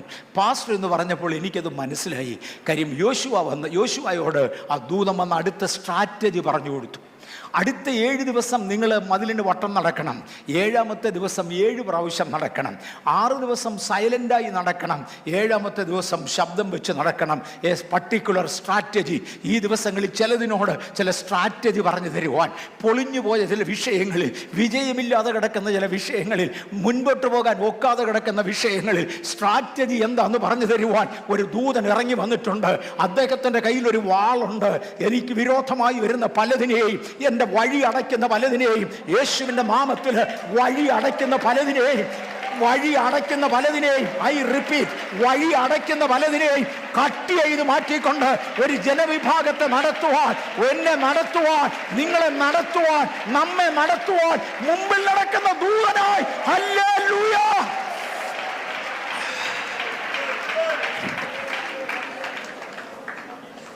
യോശുവ, മോശ, ഇവർക്ക് 2 പേർക്കും ഒരു പ്രത്യേക പ്രമാണമുണ്ടായിരുന്നു. അതും ഞാൻ കഴിഞ്ഞ ആഴ്ച തൊട്ടതാണ്. മോശ പർവ്വതത്തിൻ്റെ മുകളിലായിരിക്കുമ്പോൾ മോശയോട് പറഞ്ഞായിരുന്നു, കാലിൽ നിന്ന് ചെരുപ്പഴിക്കടാ, ഞാൻ നിന്നോട് ബാക്കി പറയാം. ഇപ്പം യോശുവയോടും പറയുക, കാലിൽ നിന്ന് ചെരുപ്പഴിക്കടാ. ഞാൻ ഒരു പ്രാവശ്യം കൂടെ ആവർത്തിക്കാം. മോശയുടെ കാലത്ത് ദൈവം മോശയോട് ഇടപെട്ടു. പക്ഷേ അതിനുശേഷമാണ് കൽപ്പനകൾ എഴുതി കൈ വരുന്നത്. കല്ലേൽ എഴുതിയ കൽപ്പന, അങ്ങനെയൊന്നും വായിക്കാവുന്നതല്ല. കല്ലേൽ എഴുതിയ കൽപ്പന. ഈ പ്രമാണം വിട്ട് ഇടത്തോട്ടും വലത്തോട്ടും മാറരുതെന്നാണ് പറഞ്ഞിരിക്കുന്നത്. ആ പ്രമാണത്തിനകത്ത് കാലിൽ ചെരുപ്പൂരാൻ വകുപ്പില്ല. മോശയ്ക്ക് ഇതിനെക്കുറിച്ച് അറിവില്ല. കാര്യം അദ്ദേഹം പർവ്വതമുകളിൽ യഹോവയാം ദൈവത്തെ കാണുമ്പോൾ പ്രമാണം കിട്ടിയിട്ടില്ല. പക്ഷെ യാത്രയിൽ പർവ്വതത്തിൻ്റെ മുകളിൽ വെച്ച് തന്നെ കത്തി നിൽക്കുന്ന മേഘത്തിൻ്റെ കീഴിൽ വെച്ച് എഴുതപ്പെട്ട 10 കൽപ്പനകൾ കയ്യിലോട്ട് കിട്ടുമ്പോൾ 613 മിസ്ബോത്തുകൾ തൻ്റെ ചെവിയിൽ പറഞ്ഞു കൊടുക്കുമ്പോൾ, ദൂതന്മാർ വന്ന് കാര്യങ്ങൾ കാണിച്ചു കൊടുക്കുമ്പോൾ കാലേന്ന് ചെരിപ്പൂരണമെന്നൊരു പ്രമാണമില്ല. പിന്നെ യോശുവയോട് എന്നാ വെച്ചായി പറഞ്ഞത്? മോനെ, അങ്ങയുടെ മേലുള്ള വിളി ആവറേജ് അല്ലടാ, അങ്ങയുടെ മേലുള്ള വിളി വേറൊരു വിളിയാ. 33 ശക്തികൾ ചേർന്ന് ഭരിക്കുന്ന ഈ നാട്ടിൽ 33 എണ്ണത്തെ വെട്ടിക്കളയുവാൻ എൻ്റെ കയ്യിൽ വാളുണ്ട്. 33 എണ്ണത്തെ മാറ്റി നിർത്തുവാൻ എൻ്റെ കയ്യിൽ വാളുണ്ട്. പക്ഷെ എൻ്റെ വാൾ പ്രയോജനപ്പെടണമെങ്കിൽ സ്പെഷ്യൽ കമ്മിറ്റ്മെന്റ് ഉള്ളതായ, സ്പെഷ്യൽ ഉടമ്പടി ഉള്ളതായ, സ്പെഷ്യൽ വേർപാടുള്ളതായ ഒരു നേതൃത്വം എനിക്ക് വേണം. ആ നേതൃത്വത്തിലൂടെ വേണം എനിക്ക് ചില കൈമാറ്റങ്ങൾ നടത്തുവാൻ. ഈ ദിവസങ്ങളിൽ ദൈവം ചിലത് ചെയ്യട്ടെ. All right. തുടർന്ന് മോശയും അഹരോനും ഒക്കെ ഇതിനകത്ത് പോകുമായിരുന്നു, ഈ ആലയത്തിനകത്ത് പോകുമായിരുന്നു. അവരിറങ്ങി വന്ന് ജനത്തെ ഒന്ന് അനുഗ്രഹിച്ചു. ഈ അനുഗ്രഹം വന്നതോടെ മേഘം ജനത്തിന് പ്രത്യക്ഷമായി. പലപ്പോഴും ഒരു അനുഗ്രഹം കിട്ടാത്തത് കൊണ്ടാണ് നമുക്കിത് കിട്ടാത്തത്. 10 പേര് ഒരുമിച്ച് ഒരു കൺവെൻഷന് പോയി, അല്ലെങ്കിൽ ഒരു മീറ്റിങ്ങിന് പോയി. 3 പേർ രക്ഷിക്കപ്പെട്ടു, 2 പേർ സ്നാനപ്പെടാൻ തീരുമാനിച്ചു. ബാക്കി 7 പേര് പറയാം, ഞാനിതൊന്നും കേട്ടില്ലല്ലോടാ, ഞാനിതൊന്നും കേട്ടില്ലല്ലോ. ഇരിക്കുന്നത് കൊണ്ട് മാത്രമായില്ല, ദൈവം പറയുന്ന കേൾക്കുകയും കൂടെ വേണം. ഞാൻ ഇന്നലെ മനുഷ്യനുണ്ടായ 3 വീഴ്ചകളെക്കുറിച്ച് മദ്രാസിൽ പ്രസംഗിച്ചു. ഞാൻ ഈ ദിവസങ്ങളിൽ എടുക്കുന്ന ഒരു ഫുൾ മെസ്സേജാണ്. അതിനകത്ത് ഒത്തിരി കാര്യങ്ങൾ ചേർക്കാവുന്നത് കൊണ്ട് ആ മെസ്സേജ് എടുത്തത്. നമ്മുടെ ഈ ചർച്ചിൽ ഉണ്ടായിരുന്ന ഒരാൾ ഇപ്പം തമിഴ്നാട്ടിലുണ്ട്. കഴിഞ്ഞ പ്രാവശ്യം ഞാൻ തമിഴ്നാട്ടിൽ ചെന്നപ്പോഴും ഞാൻ അവിടെ ഒരു മെസ്സേജ് എടുത്തു. പക്ഷേ ഈ വിഷയം തൊട്ടുപോലും ഇല്ല. കഴിഞ്ഞ പ്രാവശ്യം ചെന്ന ശേഷമായി ഈ മെസ്സേജ് ദൈവം എന്നെ ഏൽപ്പിച്ചേ. ഞാൻ അവിടെ ഇത് തൊട്ടുപോലും ഇല്ല. അയാൾ എൻ്റെ അടുക്ക വന്ന് പറഞ്ഞു, പാസ്റ്റർ കഴിഞ്ഞ പ്രാവശ്യം വരുമ്പോഴും ഇതേ കാര്യം പ്രസംഗിച്ചതാണ്. പക്ഷെ അന്ന് കിട്ടിയ അറിവല്ല, ഇപ്രാവശ്യം ഭയങ്കര അറിവ് കിട്ടി. ഞാൻ പറഞ്ഞു, ബ്രദറെ, ഞാൻ ഇതിനു മുമ്പ് ഇവിടെ പ്രസംഗിച്ചിട്ടില്ലേ, ഞാൻ ഇതേ സ്റ്റേജിൽ ഇതേ സ്ക്രീൻ. ഞാൻ പറഞ്ഞു എന്ന് പറഞ്ഞാൽ ഈ പവർ പോയിൻ്റ് പ്രൊജക്റ്റ് ചെയ്താൽ പുള്ളി മെസ്സേജ് ഒന്നും കേട്ടില്ല, അന്നും കേട്ടില്ല, ഇന്നും കേട്ടില്ല. പടമൊക്കെ കാണിച്ചു, എന്തോ ശബ്ദമൊക്കെ ഉണ്ടാക്കി. പുള്ളി ഇത്രേ അറിഞ്ഞിട്ടുള്ളൂ. പലപ്പോഴും പലരും അറിയാത്തതിൻ്റെ കാര്യം ഒരു അനുഗ്രഹം കിട്ടാതെ ഉണ്ടാകും. മേഘമില്ലാഞ്ഞിട്ടല്ല. ഈ 10 പേര് പോയതിലെ 3 പേർ രക്ഷിക്കപ്പെട്ടെന്ന് ഞാൻ പറഞ്ഞല്ലോ, 2 പേര് സ്നാനപ്പെട്ടെന്ന് ഞാൻ പറഞ്ഞല്ലോ. മിച്ചം വന്ന 7 പേര് പറയും, അതിനും വേണ്ടി ഒന്നും ഞാൻ കേട്ടില്ല, എന്നോട് ദൈവം ഒന്നും ഇടപെട്ടില്ല. സ്നാനത്തിൻ്റെ ക്ലാസ് വേദപുസ്തകത്തിൽ നിന്ന് സംശയരഹിതമായി മണിക്കൂറുകൾ കൊണ്ട് തെളിയിച്ചു കഴിഞ്ഞപ്പോൾ ഒരു പുള്ളി എന്നോട് പറഞ്ഞത് എനിക്ക് ഓർമ്മയുണ്ട്, ഇനി ദൈവം എന്നോട് നേരിട്ടൊന്ന് ഇടപെടട്ടെ, അത് കഴിഞ്ഞ് സ്നാനപ്പെടാമെന്ന്. ഞാൻ അദ്ദേഹത്തോട് പറഞ്ഞ മറുപടിയും ഓർമ്മയുണ്ട്, ഫോൺ എടുത്ത് ചെവിക്കലോട്ട് വെച്ചോ, മിക്കവാറും തന്നെ ഇപ്പം വിളിച്ചേക്കും എന്ന് പറഞ്ഞാൽ ഇയാൾ നരകത്തിൽ പോയാൽ ദൈവത്തിനാണ് നഷ്ടം പറ്റിയ പോലെ. തൻ്റെ കാര്യമാണ് താൻ സ്നാനപ്പെടുക എന്നുള്ളത്. ദൈവം ഒന്ന് ഇടപെടണമെന്നുണ്ടെങ്കിൽ, ദൈവിക മേഘം അവിടെ ഉണ്ട്, പക്ഷെ അതൊന്ന് കാണണമെന്നുണ്ടെങ്കിൽ അനുഗ്രഹിക്കേണ്ടവൻ അനുഗ്രഹിക്കണം. ആരാ അനുഗ്രഹിക്കേണ്ടവൻ? അനുഗ്രഹം അനുഭവിച്ചവനാ. മോശയുണ്ടല്ലോ, ആലയത്തിൻ്റെ അകത്ത് കയറിയപ്പോൾ യഹോവയുടെ മേഘം കണ്ടു, തിരിച്ചിങ്ങോട്ട് വന്നേച്ച് ജനത്തെ ഒന്ന് അനുഗ്രഹിച്ചു. ജനം മേഘം കാണാനിടയായി. ജനത്തിൻ്റെ മേൽ മേഘം വന്നു. ചില പുതിയ കണ്ണുകൾ തുറക്കട്ടെ, ചില വ്യക്തികളുടെ ഹൃദയങ്ങൾ തുറക്കട്ടെ. ഇന്റർനെറ്റിലൂടെ ശ്രദ്ധിക്കുന്ന ചിലരുടെ മേൽ കണ്ണിന് വ്യാപരിച്ചിരിക്കുന്ന തിമിരങ്ങൾ യേശുവിന്റെ നാമത്തിൽ വിട്ടുമാറട്ടെ. ദൈവശക്തിയുടെ വലിപ്പം ചിലർ കാണട്ടെ. All right. അവർ യോശുവയുടെ നേതൃത്വത്തിൽ അവർ കനാനിൽ കയറി. കൂടുതൽ ജനം സെറ്റിലായത് ഷീലോ എന്ന് പറയുന്ന സ്ഥലത്താണ് അവർ സെറ്റിലായത്. അവർ യഹോവയ്ക്ക് അവിടെ ഒരു ആലയം പണിതു. ആ പണിത ആലയം വളരെ മനോഹരമായിരുന്നു. ഷീലോവിലെ ആലയം പ്രസിദ്ധമായിരുന്നു. അവിടെ മാത്രമേ പുരോഹിതന്മാരുള്ളൂ. അവിടെയാണ് യാഗം നടക്കുന്നത്. ഇതെല്ലാമാണെങ്കിൽ, എല്ലാ ഉപകരണങ്ങളും അവിടെ ഉണ്ടെങ്കിലും ഒരു കാര്യം മിസ്സിംഗ് ആയിരുന്നു, യഹോവയുടെ തേജസ് ആലയത്തിൻ്റെ മേളിൽ കണ്ടിട്ടില്ല. ഞാൻ വേദപുസ്തകം വായിക്കുന്ന ഓരോ സന്ദർഭങ്ങളിലും ഇതുപോലുള്ള പലതും ശ്രദ്ധിക്കാറുണ്ട്. ഷീലോവിലെ ആലയത്തിൻ്റെ മുകളിൽ യഹോവയുടെ മേഘം കണ്ടിട്ടില്ല. ഷീലോവിലെ ആലയത്തിൻ്റെ മുകളിൽ അദ്ദേഹത്തിൻ്റെ തേജസ് ഇല്ലായിരുന്നു. എന്നാ കാര്യമെന്നറിയാമോ? അകത്തിരിക്കുന്ന പുള്ളി തൽക്കാലത്തേക്ക് മിടുക്കനാണെങ്കിലും ഇവൻ്റെ ശരീരം സ്ഥൂലിച്ചതാ. ഇവൻ ഉപവസിക്കുന്ന പതിവില്ല. മാത്രമല്ല, അദ്ദേഹം തൻ്റെ സ്ഥലത്ത് കിടന്നുറങ്ങിയെന്നാണ് എഴുതിയിരിക്കുന്നത്. അല്ലയോ പുരോഹിത, അങ്ങയാക്കിയത് അങ്ങയുടെ സ്ഥലത്ത് കിടന്ന് ഉറങ്ങാൻ ഉറങ്ങാനല്ല, അങ്ങേ ആക്കിയിരിക്കുന്നത് അങ്ങയുടെ സ്ഥലത്ത് പ്രവർത്തിക്കാൻ വേണ്ടിയാ. യഹോവയുടെ ആലയത്തിൽ കടക്കുന്നവനെ ഉറങ്ങാനല്ല വരേണ്ടത്. അങ്ങ് ഉറങ്ങിയാൽ മക്കൾ തോന്നിയ വഴിയേ പോകും. അങ്ങ് ഉറങ്ങിയാൽ ദേവാലയം പിടിക്കപ്പെടും. അങ്ങ് ഉറങ്ങിയാൽ യാഗപീഠം നഷ്ടമാകും. അങ്ങ് ഉറങ്ങിയാൽ നശിക്കേണ്ട പലതും, നശിക്കരുതാത്ത പലതും നശിക്കും. ഇന്ന് പകൽ ചിലതും കൂടെ ഉറക്കം വിട്ട് ഉണരുവാൻ കർത്താവിന്റെ കരങ്ങളിലേക്കൊന്ന് ഏൽപ്പിക്കുകയാണ്. ഉറക്കം വിട്ടൊന്ന് ഉണരാം. കിടരുതാത്ത വിളക്ക് കെട്ടിട്ടെ. ഉദാസീനതയോടെ കർത്താവിൻ്റെ വേല ചെയ്യരുത്. ഞാൻ ഒത്തിരി പ്രാവശ്യം ഉപയോഗിച്ചിട്ടുള്ള ഉദാഹരണങ്ങളായതുകൊണ്ട് പലതിലും പോകുന്നില്ല. ഒരു കർത്താവിൻ്റെ ദാസനെ കുറിച്ച് കേട്ടിട്ടുണ്ട്, നന്നായി വളരുന്ന ഒരു ചർച്ച. ഒരു കർത്താവിൻ്റെ ദാസനെ കുറിച്ച് കേട്ടിട്ടുണ്ട്, അദ്ദേഹത്തിൻ്റെ ഓഫീസിൽ കസേരയില്ല. ഞാൻ പോയി കണ്ടതു. അദ്ദേഹത്തിൻ്റെ ഓഫീസിൽ കസേരയില്ല. അദ്ദേഹത്തിൻ്റെ വാചകം ഇരുന്നുകൊണ്ട് ചെയ്താൽ പലപ്പോഴും സ്ലോ ആയിപ്പോവും. അതെനിക്ക് അനുഭവമുണ്ട്. ഞാൻ പല ജോലിയും ചെയ്യുമ്പോൾ എഴുന്നേറ്റ് നിന്ന് ചെയ്യാറുണ്ട്. ഇരുന്നുകൊണ്ട് ചെയ്യേണ്ടത് ഇരുന്നുകൊണ്ട് ചെയ്തേ പറ്റൂ. എഴുന്നേറ്റ് നിന്നുകൊണ്ട് ചെയ്യാവുന്ന ജോലികൾ ഇരുന്നുകൊണ്ട് ചെയ്താൽ ഇരട്ടി സമയമെടുക്കും. എനിക്കറിയാം ആ മനുഷ്യൻ തൻ്റെ ജോലികൾ ചെയ്യുന്നത് നിന്നുകൊണ്ടാണ്. സത്യമായിട്ടും അദ്ദേഹത്തിനൊരു കമ്പ്യൂട്ടറുണ്ട്. കമ്പ്യൂട്ടർ വെച്ചിരിക്കുന്ന മേശ എൻ്റെ പുൾപിറ്റിൻ്റെ കളരമുണ്ട്. കാര്യം നിന്നുകൊണ്ടാണ് അദ്ദേഹം ടൈപ്പ് ചെയ്യുന്നത്, നിന്നുകൊണ്ടാണ് അദ്ദേഹം കാര്യങ്ങൾ ചെയ്യുന്നത്. കാര്യം ടു ബി ഫാസ്റ്റ്. ഞാൻ പോയി കണ്ടതാ. തൻ്റെ വേല ദൈവത്തിൻ്റെ വേല ഉദാസീനതയോടെ ചെയ്യരുത്. നമുക്ക് പോകാം, പിന്നെപ്പോഴേലും വരാം, ഒന്നൊരിക്കലും തോന്നരുത്. എനിക്ക് എൻ്റെ കൊച്ചുമോൻ സന്തോഷിനെ ഓർമ്മയുണ്ട്. ഇന്നത്തെ ജോൺസൺ. പണ്ടൊരിക്കലും എന്നൊരു 10 വയസ്സിന് താഴെ പ്രായമുള്ളപ്പോൾ, 10 ഇല്ല, സുനിൽ അന്ന് 10 വയസ്സ് കംപ്ലീറ്റ് ആയിട്ടില്ല. അപ്പോൾ അവനൊരു 7 വയസ്സ് കാണണം. ആ പരുവത്തിന് ഞങ്ങൾക്ക് കുടുംബമായി എല്ലാവർക്കും മഞ്ഞപ്പിത്തം വന്നു. വളരെ വിഷമിച്ചു. എയർഫോഴ്സിൽ നിന്നൊക്കെ എനിക്ക് അവധി തന്നു, റെസ്റ്റ് എടുക്കാൻ ആവശ്യപ്പെട്ടു. ഞങ്ങളെല്ലാം കൂടെ വീട്ടിൽ എയർഫോഴ്സ് ക്വാർട്ടേഴ്സിലിരിക്കുക. ഞങ്ങൾ 4 പേർക്ക് മഞ്ഞപ്പിത്തം. ആ സമയത്താണ് 2-3 സഹോദരന്മാർ വീട്ടിലോട്ടിരുന്നത്. സുനിലിന് ഓർമ്മ കാണും. ഇവിടെ ഒരു പാസ്റ്റർ TC ചെറിയാനുണ്ടായിരുന്നു, ഒരു പാസ്റ്റർ CO ജയിക്കബ് ഉണ്ടായിരുന്നു. ഇവരൊക്കെ അന്ന് എയർഫോഴ്സിൽ എൻ്റെ കൂടെ ഉണ്ടായിരുന്നവരാ. ഇവർ 2 പേരും കൂടെ വീട്ടിലോട്ട് വന്ന് വെച്ച് പറഞ്ഞു, ഒന്ന് പ്രാർത്ഥിച്ചു വിടണം, അതിനു വേണ്ടി വന്നതാ. എന്നെ വിളിച്ചുകൊണ്ടുപോകാനല്ല, അവരെ ഒന്ന് പ്രാർത്ഥിച്ചു വിടാൻ വേണ്ടി വന്നതാ. ഞങ്ങളൊരു ഭൂതം വളക്കാൻ പോകുക, ഒരു ഭൂതത്തെ പറഞ്ഞു വിടാൻ വേണ്ടി പോവുകയാണ്. അപ്പം പാസ്റ്റർ ഒന്ന് പ്രാർത്ഥിച്ചു വിടണമെന്ന് പറഞ്ഞു. അങ്ങനെ ആട്ടെന്ന് പറഞ്ഞു. ചിന്നമ്മ പറഞ്ഞ് ഇച്ചിരി ചായയും കൂടെ കുടിച്ചുകൊണ്ട് പോകാൻ പറഞ്ഞു. അവർ ചായ ഇടുന്ന പരുവത്തിന് സന്തോഷിത ഡ്രസ്സും ഒക്കെ മാറി വന്ന് നിൽക്കുന്നു. അപ്പം മമ്മി ചോദിച്ചു, എവിടെ പോകാടാന്ന് ചോദിച്ചു. ഭൂത വളക്കാൻ. എടാ, നിനക്ക് മഞ്ഞപ്പിത്തം ഇല്ലയോ? അവൻ പറഞ്ഞ വാചകം എനിക്ക് ഓർമ്മയുണ്ട്. മമ്മിക്ക് മഞ്ഞപ്പിത്തം കളിച്ച് ഇവിടെ ഇരുന്നാൽ മതി, ഞാൻ ഇപ്പം ചെന്നില്ലേ എൻ്റെ ചാൻസ് പോയി. അവർ ഭൂതത്തെ പറഞ്ഞു വിടും, ഞാനും പിന്നെ എണ്ണത്തിനെ പറഞ്ഞു വിടാൻ. ഞാനും പോകും അവരുടെ കൂടെ. മോനെ, കർത്താവിൻ്റെ വേല ഉദാസീനതയോടെ ചെയ്യരുതേ. പിന്നട്ട് നാളെയാട്ട് അടുത്ത ആണ്ടിലാട്ടെന്ന് കണക്ക് കൂട്ടല്ലേ, നടക്കത്തില്ല. ജലഹാലി എയർഫോഴ്സ് സ്റ്റേഷൻ, ജലഹാലി ചർച്ചിൽ പോകുന്ന സമയത്ത്, അവിടെ ഒരു കൺവെൻഷൻ നടക്കുന്ന സമയത്ത് ആ കർത്താവിൻ്റെ അവിടെ അന്നുണ്ടായിരുന്ന കർത്തൃദാസന്മാരിൽ ഒരാൾ, നമുക്ക് കാര്യങ്ങൾ ചെയ്യാം, പതുക്കെ ചെയ്യാം, എല്ലാവരോടും ചോദിച്ചേ ചെയ്യാം, നാളെ തീരുമാനിക്കാമെന്നും പറഞ്ഞ് 2-3 ദിവസങ്ങൾ മുന്നോട്ട് തള്ളിയപ്പോൾ ദൈവാത്മാവ് എന്നോട് ഇടപെട്ട ഒരു കാര്യമാണ്, ചിലർ വൃക്ഷത്തണലുകളിൽ ഇരുന്ന് ആലയത്തിൻ്റെ രുചി അനുഭവിക്കും. വേറെ ചിലർ വെയിലത്ത് നിന്ന് കിളച്ച് ആലയത്തിലേക്ക് ധനം ഉണ്ടാക്കും. നീ ഇതിലേത് കൂട്ടമാണെന്ന്.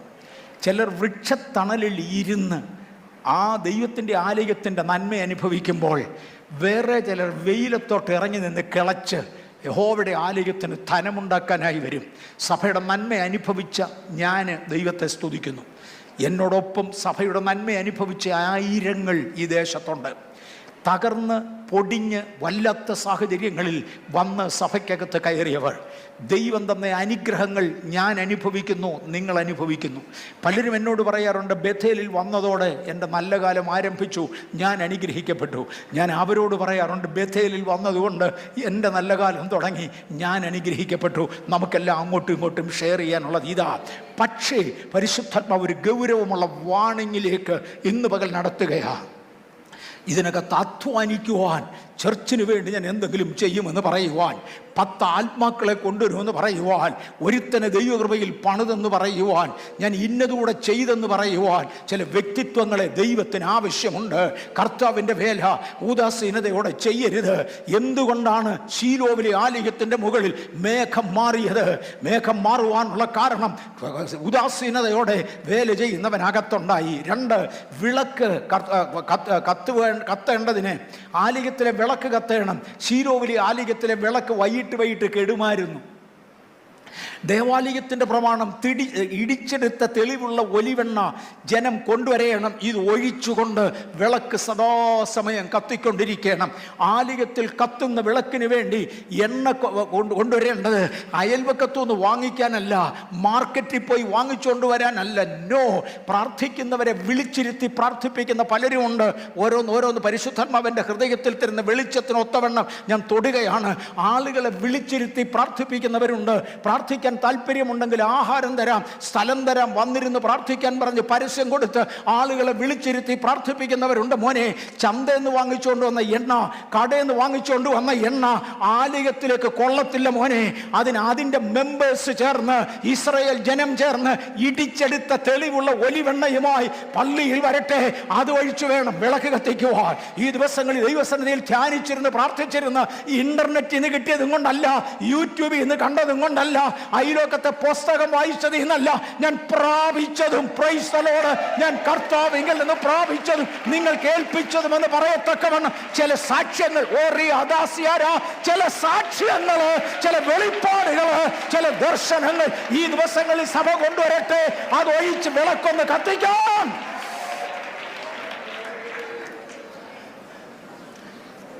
ജനത്തിൻ്റെ ജോലി ഇടിച്ചെടുത്ത തെളിവുള്ള ഒലിവെണ്ണ കൊണ്ടുവരിക. വിളക്കുണ്ടാക്കുന്ന ജോലി ഓഹലിയാവിനെ കൊണ്ട് ദൈവം ജയിച്ചു. വിളക്ക് കൊണ്ട് വെക്കേണ്ട സ്ഥലത്ത് വെപ്പിക്കുന്ന ജോലി ദൈവം മോശയെ കൊണ്ട് ജയിച്ചു. ഇതെല്ലാം കഴിഞ്ഞ ശേഷം വിളക്ക് കത്തിക്കുകയാണല്ലേ പുരോഹിതനെ കൊണ്ട് ചെയ്യിച്ചു. ഇത് കഴിഞ്ഞാൽ ഇത് വിളക്കിന് കരിന്തിരി ഉണ്ടാകും. കുറച്ചാളൊക്കെ പ്രാർത്ഥന ബോറടിച്ചു. 36 വർഷം ഉപവാസ പ്രാർത്ഥനയ്ക്ക് പോയതാ, ശരിയായില്ല, ബോറടിച്ചു. മോനെ, അങ്ങനെ ഇരിക്കുമ്പോഴാണ് കരിന്തിരി മുറിക്കാൻ ഒരാൾ വരുന്നത്. മഹാപുരോഹിതൻ്റെ കയ്യിൽ ഒരു സ്വർണ്ണ പാത്രമുണ്ട്. എന്തുകൊണ്ടാണ് ഞാൻ ആ ഭാഗങ്ങളിൽ പോകുന്നത്? I myself do not know. മഹാപുരോഹിതൻ്റെ കയ്യിൽ ഒരു സ്വർണ്ണ പാത്രമുണ്ട്. അദ്ദേഹത്തിൻ്റെ കയ്യിൽ ഒരു സ്വർണ്ണ കത്രികയുമുണ്ട്. അദ്ദേഹം ഈ സ്വർണ്ണ കത്രികയും കൊണ്ട് വന്ന് കത്തുന്ന വിളക്ക് തിരിയുടെ ചുവട്ടിലോട്ട് പിടിച്ച് അതിൻ്റെ കരിന്തിരി മുറിച്ചിടും. ഈ കത്തിയ വിളക്കുണ്ടല്ലോ, അതിൻ്റെ തുമ്പ്, അതിൻ്റെ കരിന്തിരി മുറിച്ചാൽ എനിക്ക് ചവിട്ടാൻ വഴിയിലിടത്തില്ല. മറക്കരുത്, ദേവാലയത്തിൽ കത്തുന്ന ദീപങ്ങൾക്കായി സ്തോത്രം.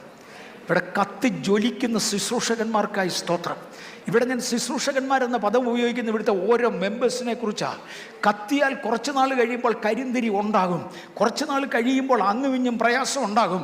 അങ്ങനൊരു പ്രയാസം ഉണ്ടായാൽ, കരിന്തിരി ഉണ്ടായാൽ, അതിൻ്റെ കരി മുറിച്ചത്, അതിൻ്റെ കരിയുള്ള ഭാഗം മുറിച്ചത് തറയിലിട്ട് എമ്മേവറീസിന് ചവിട്ടാൻ വിടത്തില്ല. മഹാപുരോഹിതൻ വന്ന് ഒരു സ്വർണ്ണ കത്രിക കൊണ്ട് അത് കത്രിച്ചെടുത്ത് ആ സ്വർണ്ണപാത്രത്തിലാക്കി അത് വെണ്ണീറിടുന്ന വെടിപ്പുള്ള സ്ഥലത്ത് കൊണ്ടുപോയി നിക്ഷേപിക്കും. അത് സാധാരണക്കാരന് ചവിട്ടാൻ കൊടുക്കത്തില്ല. കർത്താവിന് വേണ്ടി നിന്ന ദൈവ പൈതലേ, കർത്താവിന് വേണ്ടി കത്തിയ ദൈവ പൈതലേ, എന്നെ ഒഴിച്ചാൽ കത്തിയ ദൈവ പൈതലേ, ദൈവത്തിന് വേണ്ടി ശോഭിച്ച ദൈവ പൈതലേ, നിങ്ങളെ ചവിട്ടാൻ വിടുന്നവനല്ല എൻ്റെ ദൈവം. നിങ്ങളെ മുറിച്ചെടുത്ത് ഡിപ്പോസിറ്റ് ചെയ്യേണ്ട ഇടത്ത് കൊണ്ടുപോകുന്നവനാ.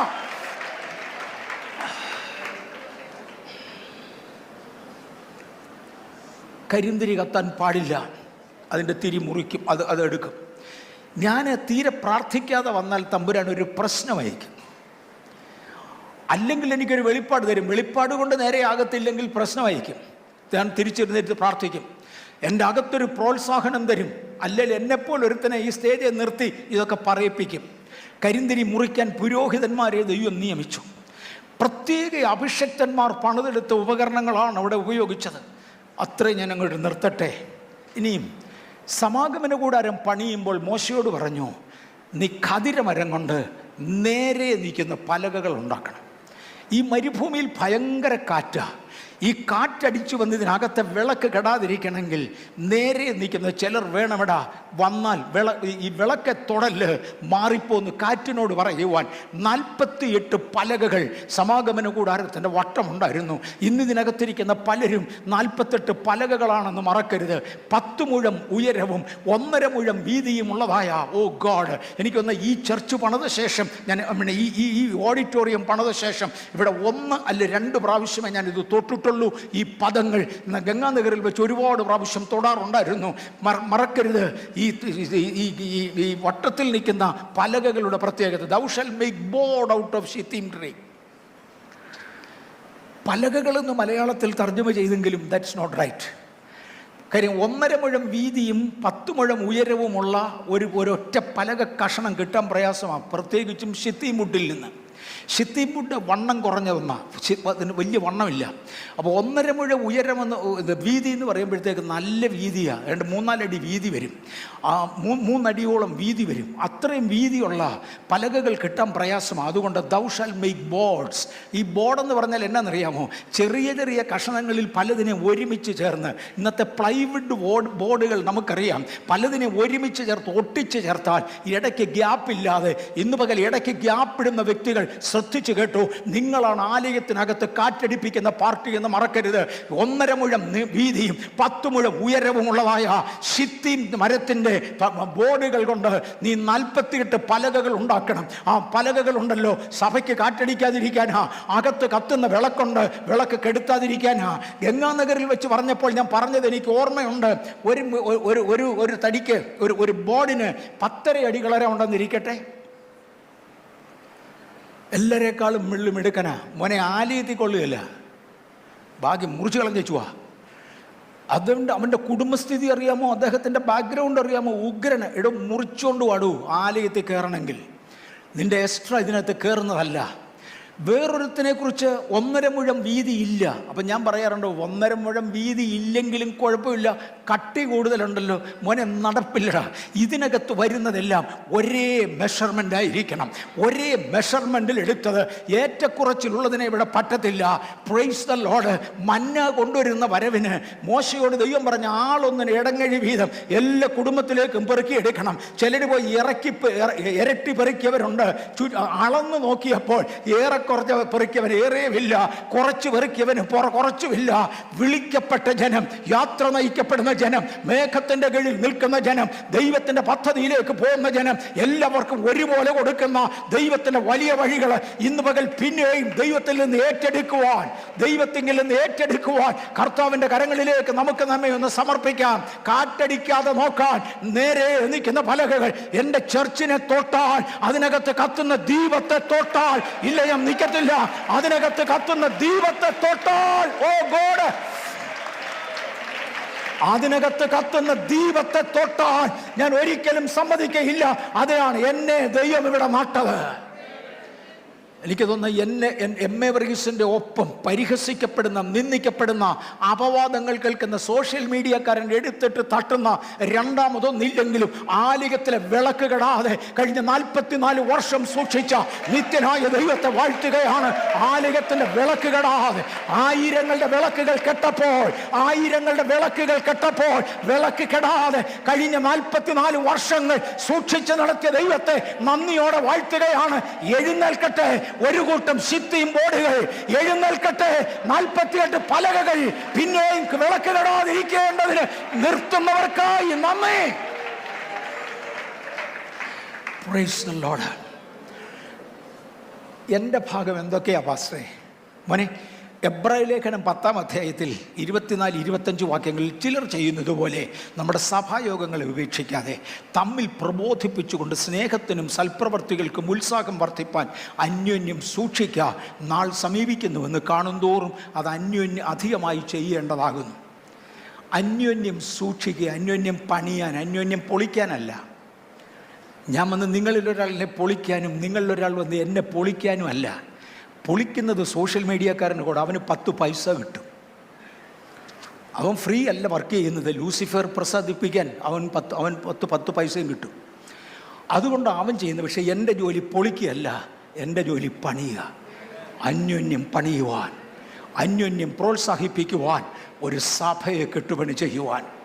ഫെലിസ്ത്യമല്ലന്മാർ വന്നു നിന്ന് വെല്ലുവിളിക്കുമ്പോൾ യഹോവയ്ക്കും ഗിദെയോനും വേണ്ടി വാളെന്നാർക്കുവാൻ പാളയത്തിൽ നിന്ന് ഒരു 300 എണ്ണത്തെ തമ്പുരാൻ കരുതി. Price the Lord. ഒരുമിച്ച് ദൈവത്തിന് വേണ്ടി നിൽക്കുവാൻ കർത്താവ് നമുക്ക് കൃപ തരട്ടെ.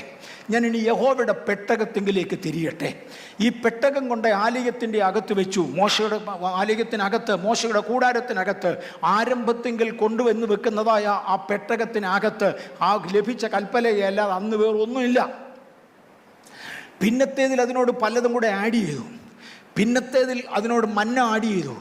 പിന്നത്തേതിൽ അതിനോട് അഹരോൻ്റെ തളിർത്ത വടി ആഡ് ചെയ്തു. എന്നാൽ അന്ന് ഒറിജിനലി കൊണ്ട് വെക്കുന്ന സമയത്ത് ഇതിനകത്ത് ലഭിച്ച 10 കൽപ്പനകളല്ലാതെ മറ്റൊന്നുമില്ല. ഇന്ന് പകൽ ഹൃദയത്തിൻ്റെ മാംസപ്പലകകളിൽ എഴുതപ്പെട്ട കൽപ്പനകൾ വഹിക്കുന്ന ദൈവത്തിൻ്റെ പൈതലെ, നിങ്ങളാ ദൈവത്തിൻ്റെ ആലയമെന്ന് മറക്കരുത്. നിങ്ങളാണ് ദൈവത്തിൻ്റെ നിയമ പെട്ടകം എന്ന് മറക്കരുത്. യഹോവയുടെ പെട്ടകം ഒരിക്കൽ പിടിപെട്ടുപോയി, ശീലോവിൽ നിന്ന് പിടിപെട്ടുപോയി. എന്തു പറ്റി? ഇന്നത്തെ ഭാഷയിലേക്ക് തിരിഞ്ഞു വന്നാൽ നേരത്തിനും കാലത്തിനും ആളുകൾ ആരാധനയ്ക്ക് വരത്തില്ല. സഭായോഗങ്ങളെ ഉപേക്ഷയായി വിചാരിച്ചു. പുരോഹിതനാകപ്പാടെ അങ്ങേരുടെ വഴിയായി. പുള്ളിക്കാരനൊന്ന് ഉറങ്ങിയാൽ മതി. എനിക്കുണ്ട് സോക്കേട് കേട്ടോ, ഇടയ്ക്കിടയ്ക്ക് ഉറക്കം വരും. ഇടയ്ക്ക് അദ്ദേഹത്തിന് ഉറങ്ങിയാൽ മതി. പിള്ളേരാണെങ്കിൽ സ്വന്തം ഉദരപൂരണം എന്നതിൽ കവിഞ്ഞ് അവർക്ക് യാതൊന്നുമില്ല. സാധാരണക്കാരൻ വരുന്ന ജനത്തിന് കിട്ടിയതുപോലെ ഒക്കെ ആരാധിച്ചു. ഒക്കത്തതിന് ഒരു വീട്ടിൽ കൊണ്ടുപോയി. ആകപ്പാടെ തകർന്നു പോയ ഇടത്ത് ഖാബോദ് മാറിയേച്ച് ഈ ഖാബോദ് ജനിച്ചു വീണു. മഹത്വം ഇസ്രയേലിൽ നിന്ന് പോയി. മഹത്വം ദൈവജനത്തിൻ്റെ ഇടയിൽ നിന്ന് പോയി. പലയിടത്തും ആരാധനയ്ക്ക് ഇരിക്കുമ്പോൾ കുലുക്കി പിടിച്ചാൽ ആളുകൾ ഉണരാറില്ല. മഹത്വം പോയ അനേക സഭകളെ എനിക്ക് കാണാറുണ്ട്. ശുശ്രൂഷ വേളയിൽ ഒരൊറ്റ രോഗശാന്തി ഇല്ല, ഒരൊറ്റ കൃപാവരമില്ല. മഹത്വം നഷ്ടപ്പെട്ടു പോയ ഒരു സഭയെ ഞാൻ വട്ടത്തിൽ കാണുമ്പോൾ യെരൂശലേമിലെ സഭ എനിക്ക് ഓർമ്മ വരികയാണ്. ഇന്ന് പകൽക്കാലം ഒരു ഭാഗത്ത് നിലവിളിക്കുകയാണ്, മഹത്വം പോയി. പക്ഷെ പോയത് മഹത്വം തന്നെയല്ല, പെട്ടകം പോയി. പെട്ടകം ഫെലിസ്ത്യ ദേശത്ത് പോയി. ഫെലിസ്ത്യരെ ദൈവം ബാധിച്ചു. ഞാൻ ആ ഭാഗം വിശദീകരിക്കുന്നില്ല. പെട്ടകം പിടിച്ചുകൊണ്ട് പോയപ്പോൾ അവർ വിചാരിച്ചപ്പോൾ എല്ലാം കൂടെ ജയിച്ചെന്ന്. മോനെ, ഒന്നും ജയിച്ചില്ല. നീ ന്യായം വിധിക്കപ്പെടാൻ പോകാം. യഹോവയായ ദൈവം ഫെലിസ്ത്യരെ ന്യായം വിധിച്ചു. ഒരുത്തന് മൂലക്കുരു. ദൈവം പലപ്പോഴും ഇടപെടുന്ന രോഗങ്ങൾ കൊണ്ടാണ്, പ്രകൃതിക്ഷോഭങ്ങൾ കൊണ്ട് പലപ്പോഴും കർത്താവ് ശിക്ഷിക്കാറുണ്ട്. 3 ലോക മഹായുദ്ധത്തിൽ വലിയ ആയുധങ്ങളുമായി വലിയ ശക്തികൾ എഴുന്നേറ്റ് വരും. No doubt. 3 ലോക മഹായുദ്ധത്തിൽ, അല്ലെങ്കിൽ വരാൻ പോകുന്ന വലിയ യുദ്ധത്തിൽ, 3 ലോക മഹായുദ്ധം എന്നുള്ള പദം മറന്നേക്ക്, വലിയ യുദ്ധത്തിൽ വലിയ ആയുധങ്ങളുമായി ജനം എഴുന്നേറ്റ് വരും. നിശ്ചയമായും ആറ്റമിക് എനർജി ഉപയോഗിക്കും. കാര്യം, ആ ബോംബിൻ്റെ ശക്തിയിൽ മരിച്ചവൻ്റെ അസ്ഥിയെ തൊടാൻ ആളുകൾക്ക് ഒക്കത്തില്ല. തൊട്ടാൽ അതിനകത്ത് റേഡിയേഷൻ ഉണ്ട്. അതുകൊണ്ട് ഒരു സ്ക്വാഡിനെ നിർത്തി അസ്ഥി ശേഖരിക്കുന്ന സ്ക്വാഡ് വരെ ഉണ്ടാകും എന്ന് പറയുന്നുണ്ട്. അതിനകത്ത് കെമിക്കൽ വെപ്പൺസ് ഉണ്ട്. ഇങ്ങനെയുള്ള വെപ്പൺസ് എല്ലാം ഉപയോഗിച്ച് യുദ്ധം ചെയ്യും. എന്നാൽ യഹോവ ഒടുവിലത്തെ ദിവസം എഴുന്നേൽക്കും. അവസാനം കർത്താവായ യേശു തൻ്റെ പാദം ഒലിവുമലയിൽ ചവിട്ടുകയും ഒലിവുമല 2ആയി പിളർന്നു പോകുകയും തുടർന്ന് യഹോവ ഒരു യുദ്ധം ചെയ്യുകയും ചെയ്യും. നിങ്ങൾക്കറിയാമോ, യഹോവ യുദ്ധം ചെയ്യുന്ന പ്രധാന ആയുധം ഞാൻ എൻ്റെ മലകളോട് കൽപ്പിക്കും. മഹാഭൂകമ്പങ്ങൾ ഉണ്ടാക്കിക്കൊണ്ട് വെച്ചിരിക്കുന്നത് മുഴുവനും കൂടെ മലയിടിഞ്ഞ് അതിൻ്റെ മണ്ടയിലോട്ട് വീണു. കഴിഞ്ഞു. ദൈവം പ്രകൃതി ശക്തിയോട് സംസാരിക്കും. ദൈവം പകർച്ചവ്യാധികളോട് സംസാരിക്കും. ദൈവം മഴയോട് സംസാരിക്കും. ദൈവം ഇടിവെട്ടലിനോട് ഇടിമിന്നലിനോട് കൽപ്പിക്കും. ദൈവത്തിൻ്റെ ആയുധങ്ങൾ നാച്ചുറലാണ്. ദൈവം പലതും ചെയ്യാറുണ്ട്. ദാഗോന്റെ ക്ഷേത്രത്തിൽ ദാഗോനെ ദൈവം തള്ളിയിട്ടു. ഭൂമി കുലുങ്ങിയോ തട്ടി വീണോ എനിക്കറിഞ്ഞുകൂടാ. ദാഗോന്റെ തലയും പോയി ഉടലും പോയി ആകപ്പാടെ പൊട്ടിത്തകർന്ന് അവൻ ഇരിക്കുക. ഒടുവിൽ ഇവരെയാണെങ്കിൽ പലതുകൊണ്ട് ബാധിച്ചു. എലി കൊണ്ട് ബാധിച്ചു, മൂലക്കുരു കൊണ്ട് ബാധിച്ചു. പ്രശ്നമായി, രാജ്യത്ത് ജീവിക്കാൻ വയ്യാതായി. അവസാനം ആരാണ്ട് പറഞ്ഞിടാ കണ്ടുപിടിക്കണമടാ എന്തു പറ്റി? അവർ പറഞ്ഞു, നമ്മുടെ കയ്യിൽ ഒരു സാധനമുണ്ട്. നമ്മുടെ ഇരിക്കരുതാത്ത ഒരു സാധനമാ. എൻ്റെ കയ്യിൽ ഇരിക്കരുതാത്ത ഒരു സാധനം എൻ്റെ കയ്യിൽ ഇരിപ്പുണ്ട്. അത് നിത്യനായ ദൈവത്തിൻ്റെ തേജസ്സും കൽപ്പനയും വഹിക്കുന്ന ദൈവിക പെട്ടകമാണ്. അതിവിടെ ഇരിക്കുന്നിടത്തോളം ശരിയാകത്തില്ല. അവർ പറഞ്ഞടാ കൊടുത്തയക്കാം. എങ്ങനെയാ കൊടുത്തയക്കുന്നത്? ഇത് ദൈവനിർണയമെന്ന് അറിയേണ്ടതിന് കൊടുത്തയക്കേണ്ടത് എങ്ങനെയാണ്? അവരവരുടെ കൾച്ചറിലേക്ക് വന്നു. Here I M touching the culture. അവരവരുടെ കൾച്ചറിലേക്ക് വന്നു. ഒരു കാളവണ്ടി കൊണ്ടുവന്നു, 2 പശുക്കളെ കൊണ്ടുവന്നു. കാളവണ്ടിക്കകത്തോട്ട് യഹോവയുടെ പെട്ടകം എടുത്തു വെച്ചു.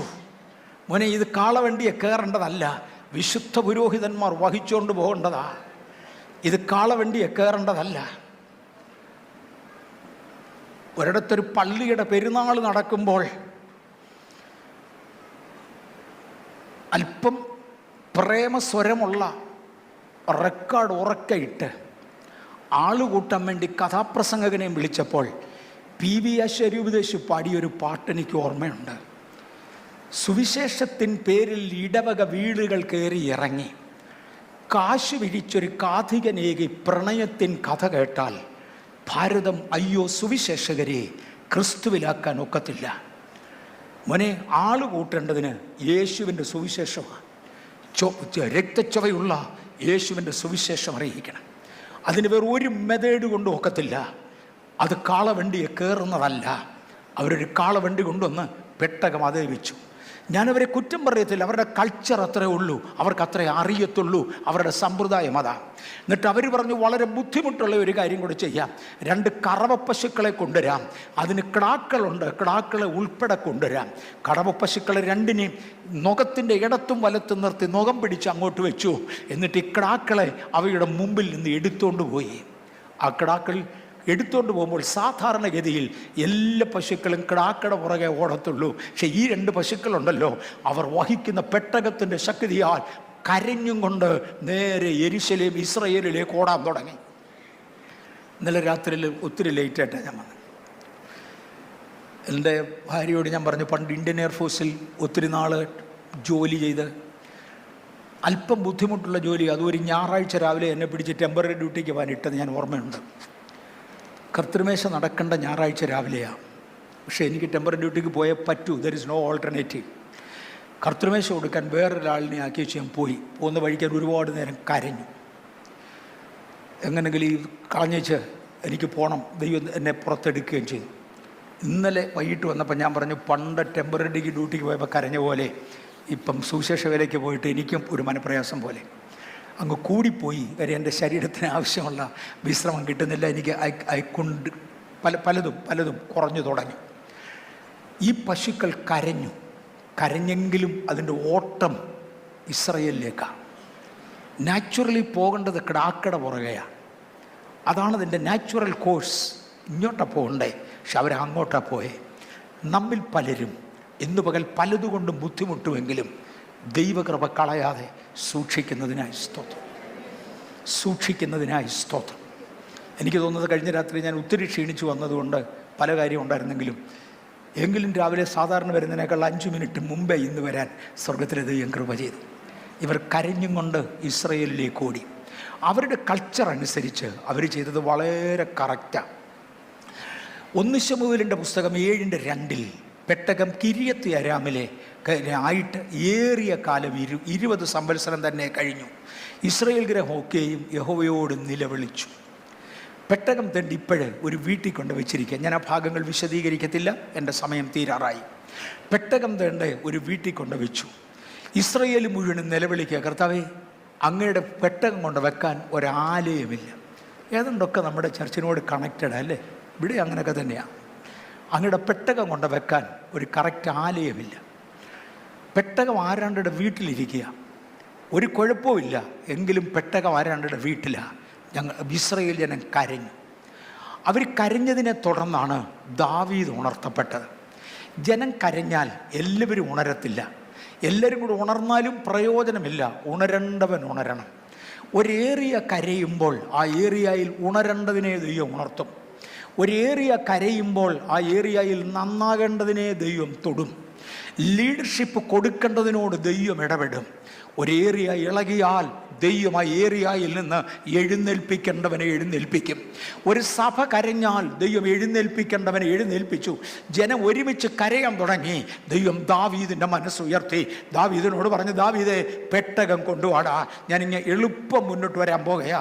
ദാവീദ് അവിടെ ചെന്നു, ആ പെട്ടകം കൊണ്ടുവന്നു. അദ്ദേഹത്തിൻ്റെ കൾച്ചറിലോട്ട് അദ്ദേഹം മാറി. ഇതുവരെ കൊണ്ടുവന്നതായ കൾച്ചറിനകത്ത് കാളവണ്ടിയിലല്ല ഇവിടം വരെ കൊണ്ടുവന്ന അദ്ദേഹം ഒരു പുതിയ കാളവണ്ടി കൊണ്ടുവന്നു. മോനെ, പഴയത്തിൽ പെട്ടകം കേട്ടിട്ടുണ്ടടാ, ഒരു പുതിയ കാളവണ്ടി കൊണ്ടുവന്നു.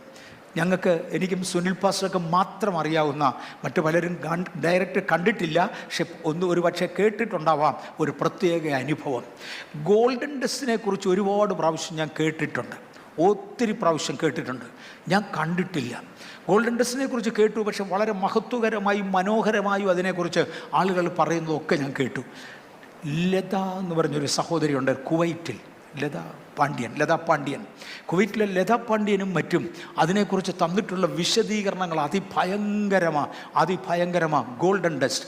ഞാനിതിനെക്കുറിച്ച് കേട്ടിട്ടേ ഉള്ളൂ, കണ്ടിട്ടില്ല. കർത്താവ് ഇതൊന്നും ഉണ്ടായിരുന്നെങ്കിൽ കാണാമായിരുന്നു എന്ന് എനിക്ക് താല്പര്യം ഉണ്ടായിരുന്നു. അന്നൊരിക്കലാണ് പാലസ് ഗ്രൗണ്ട്സിൽ വെച്ച് നമ്മുടെ ഒരു ഫാസ്റ്റിംഗ് പ്രയർ നടന്നുകൊണ്ടിരിക്കുമ്പോൾ ഞാൻ ആളുകൾക്ക് വേണ്ടി പ്രാർത്ഥിക്കുക.